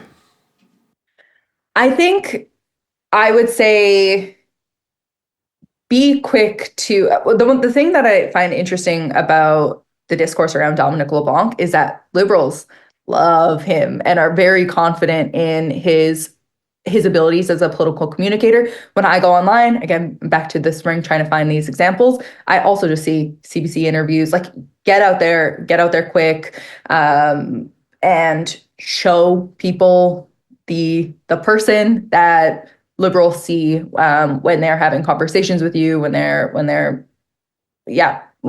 talking to you, and because there's a lot also, even though I don't think Conservatives share the same animosity towards him personally as they do to Chrystia Freeland, they're still going to come for him, and I could imagine the Trudeau babysitter attacks happening immediately. So I think that they're going to need to be really quick to define him, and again, finding those opportunities to differentiate from Trudeau, and part of that might be on style, but also on substance. Oh. All right, my last question to you is this. I've been articulating this belief that I have, that when the Conservatives are at 45%, as you are showing them, that they are getting the votes of people who mostly disagree with them on the issues, that there are not 45% of Canadians who are actually Conservatives. Yeah. And tell me, A, if you think I'm right about that, and B, if I am right, who's the low-hanging fruit in terms of people that could be attracted back? It is true. Of course, there has been I would say among young men in particular, there's been an increase in conservative ideological identification, but a lot of Canadians are not conservatives. Their base is sort of still their base. So in terms of low hanging fruit, women, which I would say 30's the base, 40's sort of the range of right, and when they're at 45, something exceptional is going on, right? Yeah. So. Yeah. But yeah, in terms of who to focus on, who to try to pick up, definitely women, definitely young women. Young women voting for conservatives more than any other party is just, in opinion terms, it doesn't make any sense at all. They are not conservatives in elections past. Even the Liberals were in second or third place after the NDP and the Greens. Like it's just young people tend to be very fluid politically, and I think we're in an environment where Pierre Poilievre is seen as the alternative. He's the flip of the coin. So I would be definitely focused on young people, but please do not make it just like a purely, I don't know, identity, feminist politics type thing. Come at it with the same seriousness you would if you were going to go and try to persuade a 50-year-old man. It's just that, the policy set, the mediums that you're using to try to reach them is all should be directly related to that audience, but that doesn't mean that it's like treating them with kid gloves. Yeah, cool. All right, Kyla. Can't thank you enough for breaking your new polling data on our show here today. And by the way, Kyla puts out a newsletter. What's it called? Relay with Kyla Ronellenfitsch. And she'll have, I'm sure, a much deeper dive into this data and regularly writes and shares new data on that. Check out that newsletter. It's a great read. Kyla, thanks for your time today. Thanks. Okay, cool. For those of us who like the art, the science, the game of politics, it's probably an understatement that we'll have lots to talk about in 2025 with President Trump coming back to the White House. While nobody is sure what will transpire in the first few days, the first 100 days, and the first year of the returning administration, one thing everyone is certain about is this: uncertainty. There's going to be a heck of a lot of uncertainty. So our sponsor, Fidelity Investments Canada, wants to give you a heads up. This political uncertainty may translate into financial market volatility, meaning the universes and prices of stocks, bonds, and cryptocurrencies may react in the short term, moving up and down based on news coming out of 1600 Pennsylvania Avenue. And the savings, the investments, and the portfolios of nearly 2 in 3 Canadians who invest may be impacted. You've heard it here before, but it bears repeating, Herle Burly-ites. Invest for the long term. That's what Fidelity has done for nearly 80 years globally and 40 years in Canada. And that's what it will continue to do for its 2 million retail customers. Sticking to a plan, being disciplined, investing for the long term, and aiming to deliver strong returns that everyone can count on. Because investment performance matters. All right, to wrap up our special Liberal Leadership-a-Palooza episode, I'm joined by 2 of the great strategic and campaign minds of the Liberal Party over the last number of years. Both of them are no stranger to anybody on this podcast and have both been on this podcast before. A real pleasure to have them. I'm with Don Guy. Don Guy was the architect of Dalton McGuinty's campaign victories, was involved in Christy Clark's campaign victory out in British Columbia, has been involved in many other Liberal campaigns, and may be the premier Liberal campaigner of his generation. With him is Mike McDonald. Mike is, of course, the host of Hotel Pacifico, one of Air Quote's media podcasts covering British Columbia politics. Mike ran Christy Clark's operation in British Columbia. He's been involved with every Liberal campaign I know in British Columbia dating back to John Turner. So a lot of history and expertise here, gentlemen. Thank you for joining us. Thanks for having us. Well, not every Liberal campaign, David, but enough of them. Enough of them. All right. Yeah. Fair enough. So, given all of our collective histories, let me ask you. So, there's the Prime Minister's resigned. There's going to be a leadership race. It's going to be short, probably around 2 months, 2.5 months long at the most. The government's on the knife's edge in the House of Commons. Currently, no reason to believe that the government will not fall at the first vote, confidence vote in the House of Commons. Have you, either of you, ever been in a situation that was in anywhere similar to this? Don? Well, I honestly, so I think Mike might want to speak to what the immediate thinking might have been after the Christie's leadership, and whether they were thinking about a snap election. I think the closest analog that I've watched, and you were involved in this, David, is PCs in Ontario drop Brown.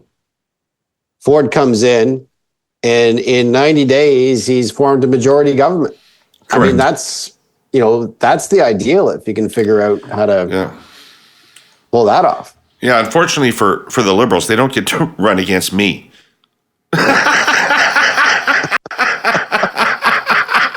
I absolve you for all responsibility on that one, as you know. That was not the campaign. I mean, number one, the Ford guys did everything right, and sometimes timing is everything, and things fall into place. But also, people wanted a change by that point. They wanted a different government. Yeah, but so they did it. They had a super short window to do that. They got the leadership done, and they went right into a campaign.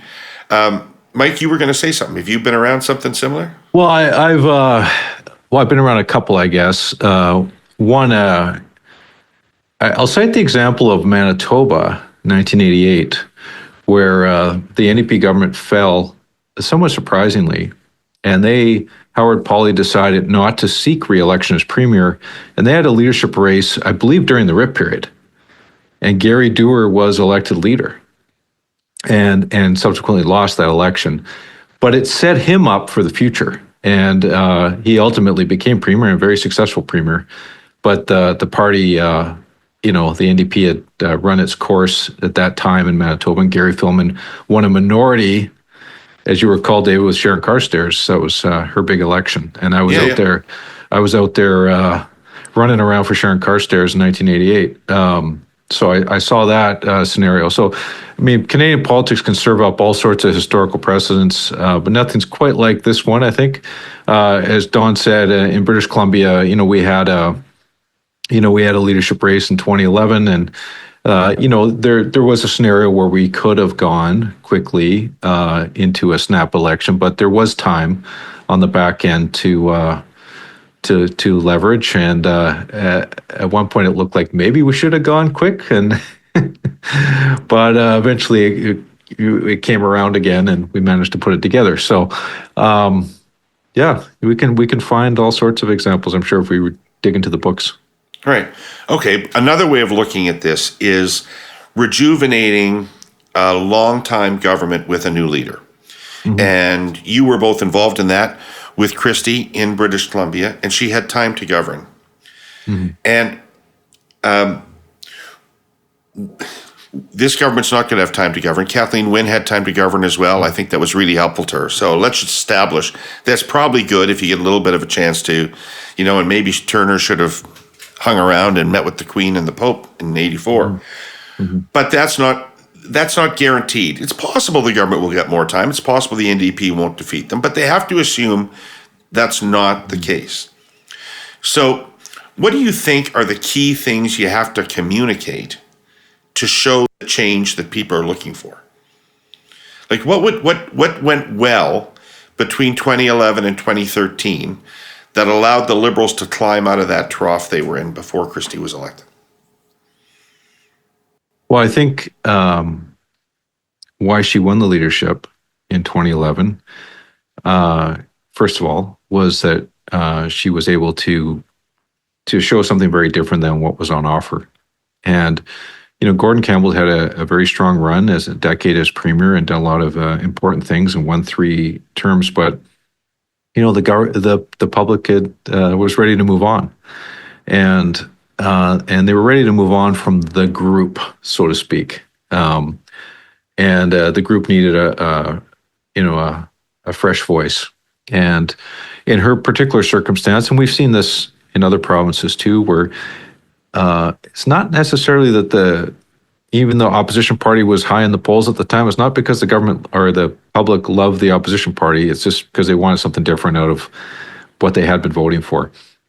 And in Christie's case, she came in and found some signature policies that could show that she had a different approach.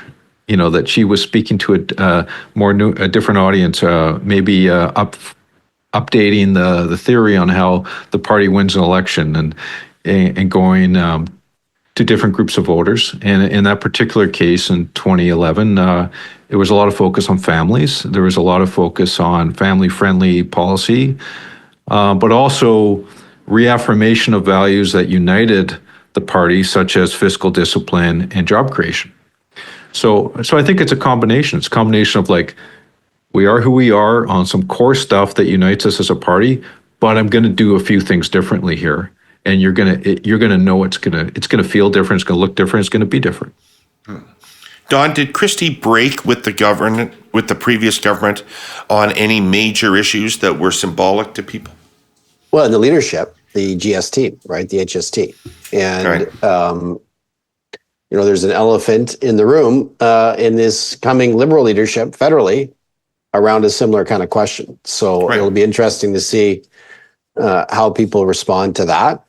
I understand the criticism that was made, and the pressure on Prime Minister Trudeau, not to amend that policy.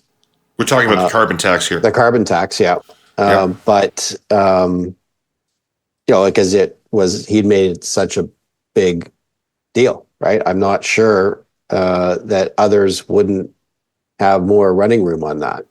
Right. So I think that's one thing. I do want to come back, though, David, to the way you started the question, because I thought you made a really interesting point. And the one thing I've been thinking about in the context of what the standing in the polls might look like, and Kyla may have spoken to this on your previous episode, but the polls are not likely to look on March 24th anything like they look today. They, normally over the course of a leadership campaign, you will generate some enthusiasm. Yes, the mainstream media environment and the media environment's all bifurcated, but there's going to be some enthusiasm and some energy in all likelihood that will inject a moderate amount or a lot into the Liberal brand again. So you'd have to expect that wherever we are today, we might be 10 points higher, maybe 15 points higher. 2/3 of that is likely to come from the New Democrats, maybe a third or more, depending on the policy mix and the appeal of the candidates, comes from the Conservatives. So, I'm not necessarily expecting Mr. Singh's chest thumping position today to continue to be the position that his party holds when a confidence vote's actually held.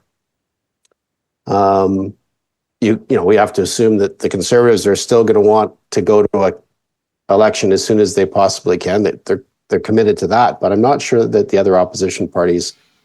Yeah, I totally agree with you. I totally agree with you. I mean, they were all hot to trot when it was 2020 and them ahead outside of Quebec. But if it's 30-something 16, it's a different proposition for them. They'll have to reconsider. Yeah. So in terms of how you then set up a leadership campaign, I think that's got to be part of the, to your point, if this is a 60 or 90-day sprint, one of the considerations in your strategy has to be, how do you create those conditions that give you some runway, as well as some frames or a frame on the basic question that get you through the leadership, but also contrast well with the Conservatives. And there's lots that are available out there right now. Yeah. So before we get into how you'd manage a campaign in this circumstance. The step before that is candidates, and there aren't any at the moment, with the exception of Frank Baylis, but none of the people that we're expecting to actually run have announced yet. You've both worked with a lot of leadership candidates. What would you be advising the people who are thinking about it right now to be thinking about? Well, I think it's a daunting task, and I think you just got to look at what's in front of you for starters. First of all, are you up for it? Are you, do you have a vision that, is going to... Are you up for it? What does that mean, Mike? Well, are you up for it? It's a meat grinder. It's a meat grinder. All aspects of it are brutal. Personal, the pressure, you give your life over to it. So, and it's a rare breed that wants that, right? And good on them. Thank God they do it. Good people need to put their names forward for it. But it's like, you got to have your personal ducks in a row, right? 100%. Because you can't have anything holding you back to succeed.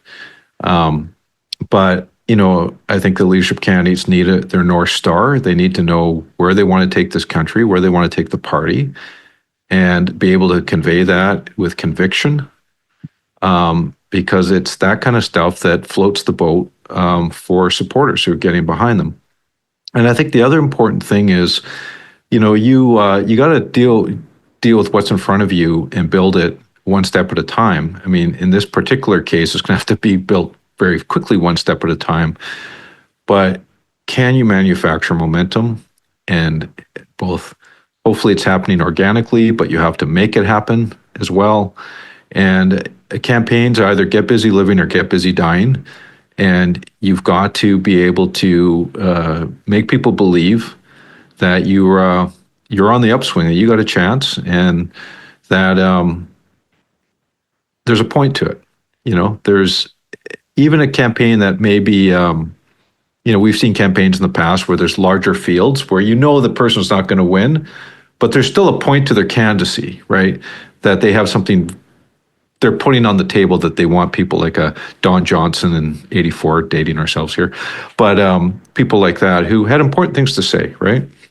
And so those would be on my list high level. It's just setting the table and, being ready to knowing why you're in the race.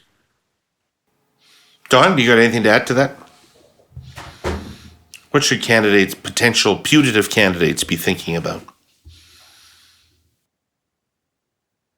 Well, I mean, I think Mike spoke very well to it, and I'd love to hear your view on it as well, by the way. But for me, do you have the fire in your belly? And that's very different from, the desire that has carried you through 8-9 years as a minister in cabinet. That's a totally different question. It's a completely different skill set. And, I think and there's some fantastic people who are in the cabinet who are thinking about doing it, but they're going to have to unlearn a lot of habits that have been ingrained into them over the course of their workday. Where, David, you and I share this. This is one of my challenges with politics right now is the posture of government when it's communicating is so often defensive rather than engaging. Right. It's because, the way questions are framed coming at you are designed in that manner, and they elicit that reaction. But, those are learned responses. There's muscle memory there from spending time in the House or spending time in scrums or spending time in media interviews defending, when the job in a leadership campaign and then in an actual election campaign is promoting and selling and engaging and sharing and bringing people along. So I think that, that's a challenge. And if, I think all three of us have been in some of these conversations with friends who are in cabinet and outside and things like that. And that's one of the things that I would flag for them. Right. Okay. So let's get into you got a candidate, you're working for a candidate. One of the things that's usually the case is that the base of a party, the core adherents to a party, are not the same as the general voting public. And you run campaigns differently to win a leadership than you do to win a general election. You emphasize different issues, you emphasize different tonality, perhaps. But in this instance, it is at least possible that the leadership is just the first 2 months of the election campaign, and you will not have time to pivot. You will not have the opportunity to bring in a budget that shows a different dimension to you. You will be the person you presented yourself as in the leadership. I think that presents a real challenge. What do you think about it? Well, it's a good question, and I think if the rules in this race allow for a bit of a run up for members, membership growth, I think it simulates more of a general election environment because you have to market your message for growth, and it's. And I also think it's important where the rank and file of the party that do want to see the party succeed and win want to back a winner. They want to see that you've got the chops to win in a general election. So I would think that in this upcoming Liberal leadership race, yes, vision for the country is going to be important, but also readiness to fight the Conservatives. And what's their theory on competing in the upcoming general election? I think is going to be an issue that members would have on their minds, because everyone reads the polls, everyone knows, people know where it's at. The Liberals, are in a really rough position right now with the public. So who is best to lead the party in that context, and what an upcoming general election would look like? And yes, it's pretty clear that after March 24th, things are going to move pretty quickly. And that's it's another daunting part of this. Is like, it's almost like the successful leadership candidate's almost going to need concurrent tracks here, because it's you got to win the leadership vote, but you've got to also have a little bit of line of sight to what happens next, because things are going to the rollout's going to have to be miraculously effective in terms of, there's a cabinet, there's presumably a throne speech, there's an election call, there's 35 or more days of a RIP period to script. And by the way, probably how many tens of millions of dollars you need to raise. So, but one step at a time. Don, let's take your example of the carbon tax, right? So for getting new voters to return to the Liberal Party, it seems to me that scrapping the consumer carbon tax is table stakes for entering that conversation. It's become the symbol of how Liberals don't get the affordability challenge out there. So any candidate that was running in the general election, I would recommend that they advocate the scrapping of the carbon tax. But do you how would you finesse that with the party, given that the people who vote probably support the carbon tax, probably proud that Trudeau brought in a carbon tax? Yeah, it's a great question. And just to pick up on what Mike said, and actually hearkening back to our last pod together, where we talked about the need for the Liberal Party of Canada to get back into the growth business again, and not to be thinking about how do we grow 5%, or how do we make ourselves competitive again so we can win 40% or more of the popular vote and build a permanent, viable universe. And I think that is, to some extent, it's going to depend on the rules, where the cutoff is, what the eligibility is, the extent to which these candidates can show that they can run growth strategies effectively versus wedging against what we currently have. I would be looking for candidate, to demonstrate that they can grow the party, grow the base. And it's not even, yes, by all means, bring in disaffected red Tories or New Democrats or whatever the case may be. But, the overwhelming majority of Canadians who have voted for the Liberal Party of Canada in 2015, 2019 and 2021 are not currently planning on voting for the Liberal Party. So, we're doing terribly with our own voters. The overwhelming majority of people who've been a member of the party in the last 20 years are not currently members of the party, whether it's through apathy or alienation or whatever the case may be. So there's a huge pool of people that need to be drawn back into this process. And the leadership provides the opportunity to do it. And somebody who can do that, I think then will understand how to grow and get those voters back as well in a general. Right. How does Andrew Bevin do his job right now? Andrew Bevin is the campaign chair, campaign director, and I presume is still in place in that. And whoever takes over is going to have to rely on what he has built. May leave Andrew in charge, may put their own people in charge, but they're going to be relying on what Andrew has built. So how does he do his job right now in a way that will serve whoever wins? Well, go ahead, Mike. Go ahead, Don. Well, we all know Andrew and know how talented he is. So, and again, I would look to Ontario, where the Patrick Brown guys did all the work. The Ford guys then established the Ford brand, put it over top of the infrastructure, the candidate team, much of the campaign team. Some people were invited to leave, but many people were invited to stay. One of them is the chief of staff to the premier today.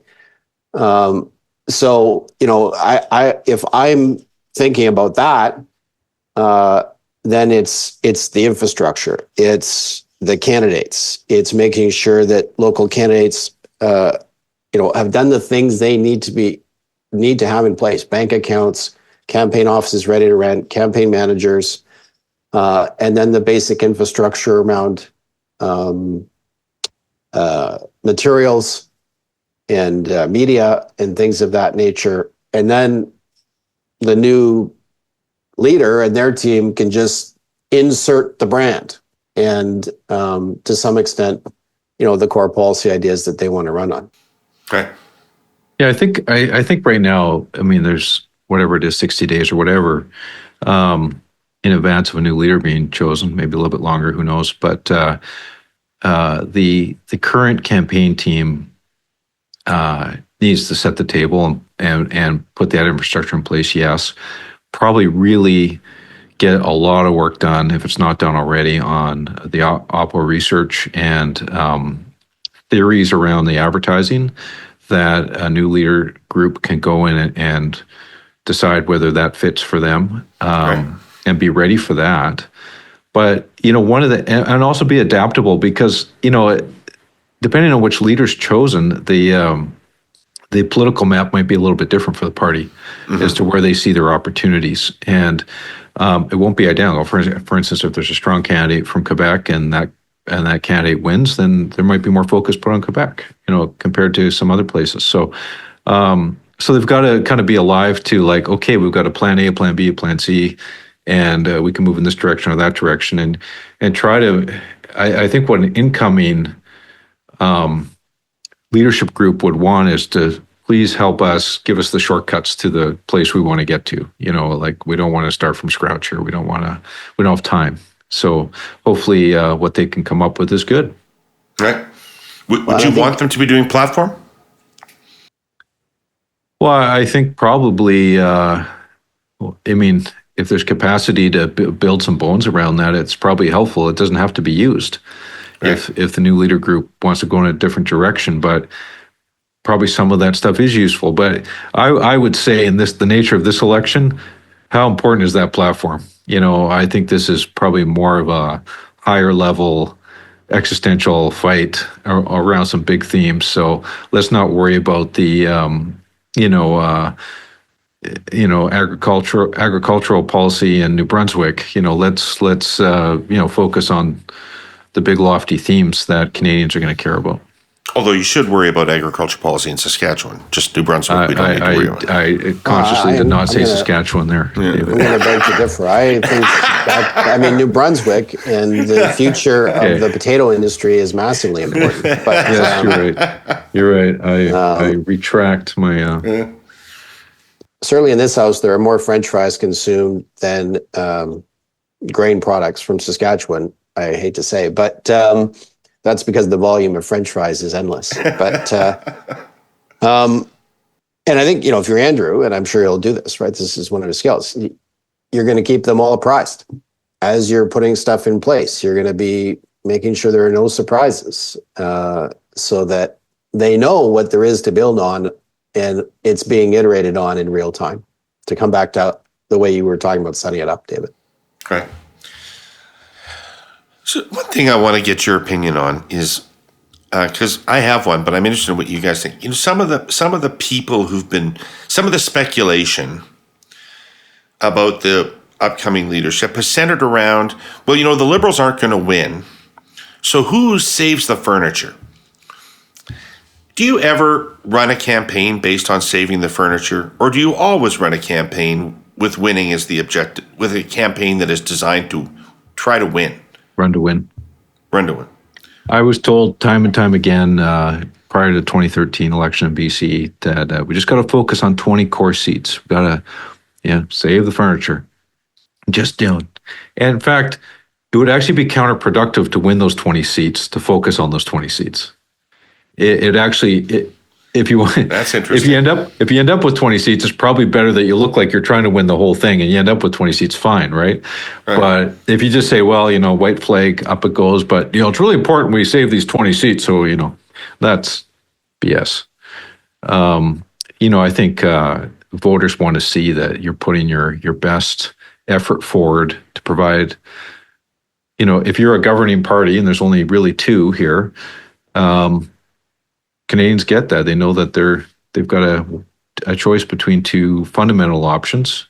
And sure, there's the NDP will get their slice and the Bloc will get their slice, but Liberals and Conservatives always have to fight to win, in my opinion. Yeah. Don? Well, for the sake of being controversial, I'm gonna, and I don't know that I believe this, but I will argue the other side, which is that certainly to get volunteers and your team motivated and give their all, you need a cause, and that cause typically needs to be hope that you're going to win, and hope that you're going to be able to hope that you're going to be able to stop the other guys from getting in because of the egregious threats that they present. And Mr. Poilievre has taken care of that himself, I think, in terms of motivating Liberal volunteers, but also that you're going to accomplish something. We'll have to see where the polls are, though. And this comes back to, questions around budgeting. And, the most important thing, I would argue, in the next election, and needs to be thought about in the context of this leadership, is that the Liberal Party of Canada, which has been one of the most important institutions in building this country, continues to be in a position to do that. Right. It's not certain. No. So, no. Well, yeah, I go back to 2011, it was looking pretty dicey whether it would be sticking around. But, run to win for sure. But to that point is I think running to win is consistent with where you hope the party will be after the election under any circumstance, and you want it to be in a strong position as possible. And I think in the context of this election with Poilievre, who is a polarizing force. He's obviously built up a lot of strength and public opinion, and part of a lot of that leveraged off of people's, opinions about the prime minister. But he presents a very different face of conservatism than we've seen in the past. And who is going to counter that if he is prime minister is important. And so it is about this election. It is about who will govern, but the consequences will also be what happens after, and who will be there for the Liberals to deal with that, and create a strong opposition. And 1984, David, as you well remember, I can barely remember it, but as you well remember, the Liberals suffered a pretty dramatic defeat, but pivoted pretty strongly to play that role of a very aggressive opposition against Brown Mulroney's Conservatives, and almost came roaring back next election in '88 for about a week there in that RIP period. It looked like they might actually pull it off. John Turner might pull it off. So, yeah. Okay. So Don made the interesting point, an important point earlier, that being a cabinet minister is not the same as being a leader. And provincial politics is not the same as federal politics. All of these people who run are going to be trying to do something they've never done before. And we don't really know at the moment how good any of them will be at it. Some of them are more familiar to us than others. But nonetheless, I don't know that any of them have had the opportunity to show us the breadth of skills that are required to do this job. So what are the two of you going to be looking at when you assess candidates? What qualities, characteristics are you looking for to determine who's going to be successful and who isn't? Take Mike? that, Don? Well, I'll say that I think especially in national leadership race, but we've seen this at provincial level too, and we see this in the States, is that the resume matters less, I think, and the personal brand is mattering more. We're in a very fragmented universe now with lots of different sources or ways to get information. And in past decades, with a push on broadcast television and talk radio and daily newspapers, a politician could come up pretty quickly in the public consciousness.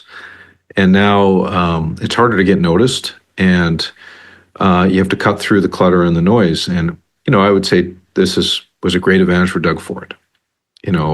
Everyone knew the Ford Nation brand, and he won the leadership and won the government, with that brand in place. Justin Trudeau had a brand, and I think has a brand. And I think in this coming national race, it's like that's going to be important. We've seen leaders who didn't have it: Aaron O'Toole, Andrew Scheer, Stéphane Dion, who failed at a national level because they really didn't resonate on a personal, relatable level with people. And going forward, I think for the Liberal leadership race, we'll have to see how these candidates stand out with Canadians. Well, and I'm not sure this is this new, but I and particularly in the Liberal Party, you think back. So Justin, very little experience. His father, very little experience, in terms of traditional experience in government. Pearson, yes, he was a career diplomat, but had spent a year in cabinet. King, coming back in 19 from Harvard or wherever he'd been. It's really, I don't think experience is. I didn't know you were on that campaign. I'd just like to make a note that in the long and distinguished history of this podcast, that is the first reference to Mackenzie King that has been made. Wow. I'm personally shocked and disappointed. But I guess that all that is to say, I'm not sure experience has ever mattered that much in the Liberal Party of Canada in terms of selecting leaders, and even the Conservatives. Mulroney, Yeah. Clark, Harper. I mean, I'm not sure that's what, in the end, voters in a leadership contest care about, and it's probably, to come back to your point, David, in terms of picking somebody who sets you up to do well in a campaign. Those voters are by and large the same as general election voters, which is, does that candidate connect with me? To come back to Mike's point. And I think that's going to be the case for this one as well. There's some fantastic candidates that are likely to step forward, some of them with cabinet experience, some of them with them not. But can they connect? Okay. So can they connect? And we have 2 months to decide that, right? Do you think there should be a lot of debate? Like, how do you assess that? Do you want to have a lot of debates, or is it going to be based on what people can sign up? Or how do you know if somebody's making a connection? Well, I think it's important that the members and the public,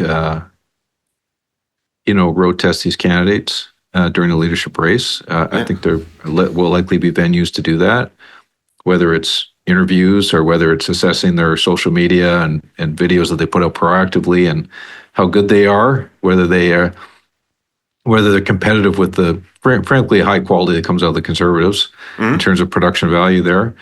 Like, how sharp is their messaging? But then when they're in the fray, when they're have a microphone in their face, or when they're in a debate or a forum with other candidates, how do they stand up? Like, because we've all seen it a million times, candidates who don't stand up to it, who wilt, or who just look good on paper but shrink from the spotlight.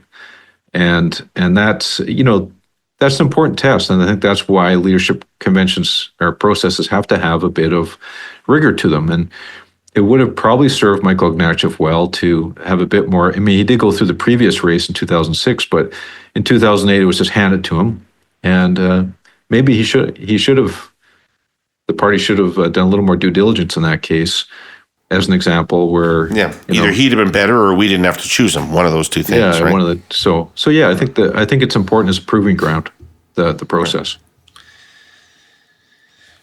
So speaking of materials coming out, one of the things that is obsessing me and I think it is a unique first-time experience in Canadian politics, which is the Conservatives are so awash in money that I suspect, and the way they're going after Carney already, I think lends credence to this, but I suspect that they're going to spend several $1 million over the course of the Liberal leadership campaign framing the leadership candidates themselves, attacking the leadership candidates themselves. How can any candidate deal with that? Should they have the financial scope to respond? Should the party be responding on their behalf? Or do we just sit there and take it? Well, I think you've put your finger on the number one fact of Canadian electoral politics today, which is, the size and efficacy of the Conservative attack infrastructure, whether it's in the party or outside the party, extra party. And that clearly is already turning its guns. And what's been turning its guns on Mark for a while, right? And it obviously had been on Christia and the others. So yeah, they have the resources to do that. I think the way that you respond is, likelihood situational. There, as you know, David, I mean, Harper spent $40 million defining Justin in 2013, 2014. Except it didn't define him. It set a bar. So there's some executional things, and running 6 or 7 of these attack campaigns simultaneously, that might stretch even them in terms of being on point. We'll see. But, I think the biggest difference between how, for example, we were talking about Michael, between how Ignatieff responded to that and how Justin responded to that, it was kind of telling, which is Michael responded mainly from within the frame. And Justin did not. He went outside the frame and set his own frame, which was about energy and youth and vigor and a breath of fresh air that was needed and change. And it turned out Michael Ignatieff was just visiting, as it turned out. Wow. Ad said the additional virtue of being correct. Exactly. Wow. Well, I'm bookended here. I know, I feel it. But but all that is to say, somebody has to be the villain, Don. Every story has a villain. Yeah. I'm happy to be. No, not you. But I think there's still a lot of room for these candidates to choose how they respond to attacks and use those as opportunities to essentially, triangulate up and define themselves on their terms. And that is a skill we need to see because, we know how well funded their election campaign will be, never mind their pre-writ. And if someone can't do that, they're not going to surmount the challenge. Yeah, I think the Conservatives are going to have a ton of money. They're going to attack hard. And you got to reconcile the fact that you're not going to outspend them. But I always embrace an underdog mentality in a campaign and to play up the challenges that are there that set a low bar to exceed and keep doing it. And once you start surpassing expectations and create a momentum, it can be an unstoppable process. So, but you have to use a few tricks, whether it's humor, whether it's, a unique way of responding to it. I think the Conservatives have to be a little careful about not being the overdogs here. They just looking like they're more focused on the hard stuff, and Canadians. Yeah, sure. There's a lot of Canadians who may want change today, but they also want to see, what are you going to do for the country too? So they've got to speak to that as well. Right. So my last question, because we're out of time, is the thing that I would be obsessing a lot about if I was advising one of these campaigns, which is, at the end of the day, is the next election going to be a carbon tax affordability election? Or is the next election going to be a dealing with America and Donald Trump election? And it's tempting in the bubble I live in to assume it's going to be a Donald Trump U.S. relations election. Because in the spheres I operate in, political and business here in Toronto, that's what people are talking about. But I wonder whether out there in the real world, they're still talking about the price of groceries.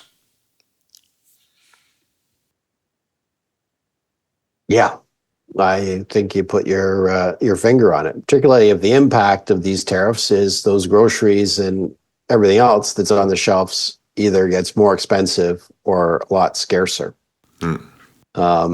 To some extent, that's not necessarily in the control of these candidates or any of these or any of the federal parties. To some extent, it's in control of President Trump and his unique ability, as we've seen, to dominate the news agenda and the social media agenda, not just down there, but up here.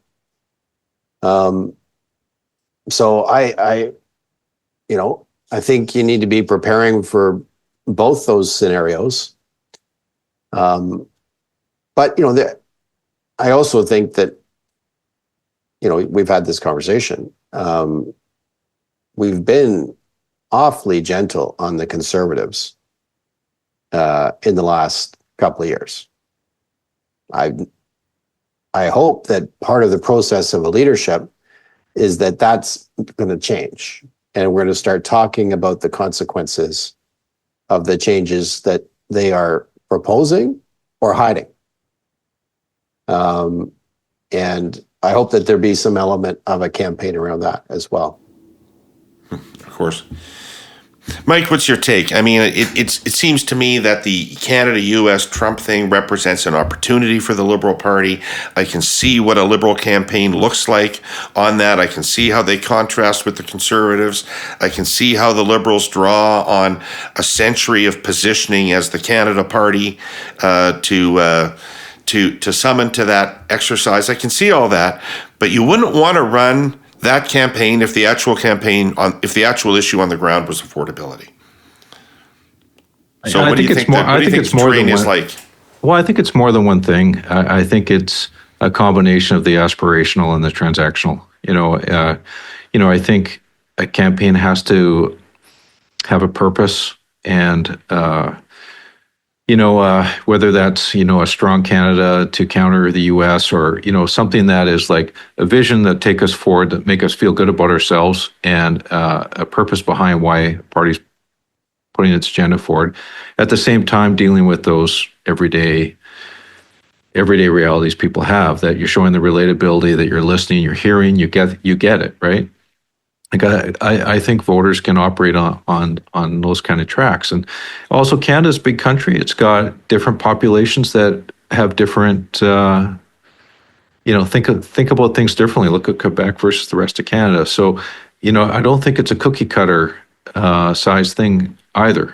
I think there's got to be a plan that recognizes that Canada's got many different multicultural realities, language realities, regional realities. And yes, you want something that's going to unify it all, but it's going to look, sound, and feel a little different in different places. Cool. Gentlemen, thank you so much for your time. I think I've taken more of it than I promised you that I would, but the conversation was too interesting to keep to just 30 minutes. So thanks very much. And to all of you Herle Burly-ites who sat through the whole session, all of these conversations, thank you very much for doing this. I hope you're a better informed consumer of the Liberal leadership race, and I want to return and thank Don and Mike for generously lending their time, and I will see you guys on the trail. Thank our presenting sponsor, TELUS, our sponsor, CN and Fidelity, and you guys do well by the party. I'll be watching. Thank you, David. Thanks. Why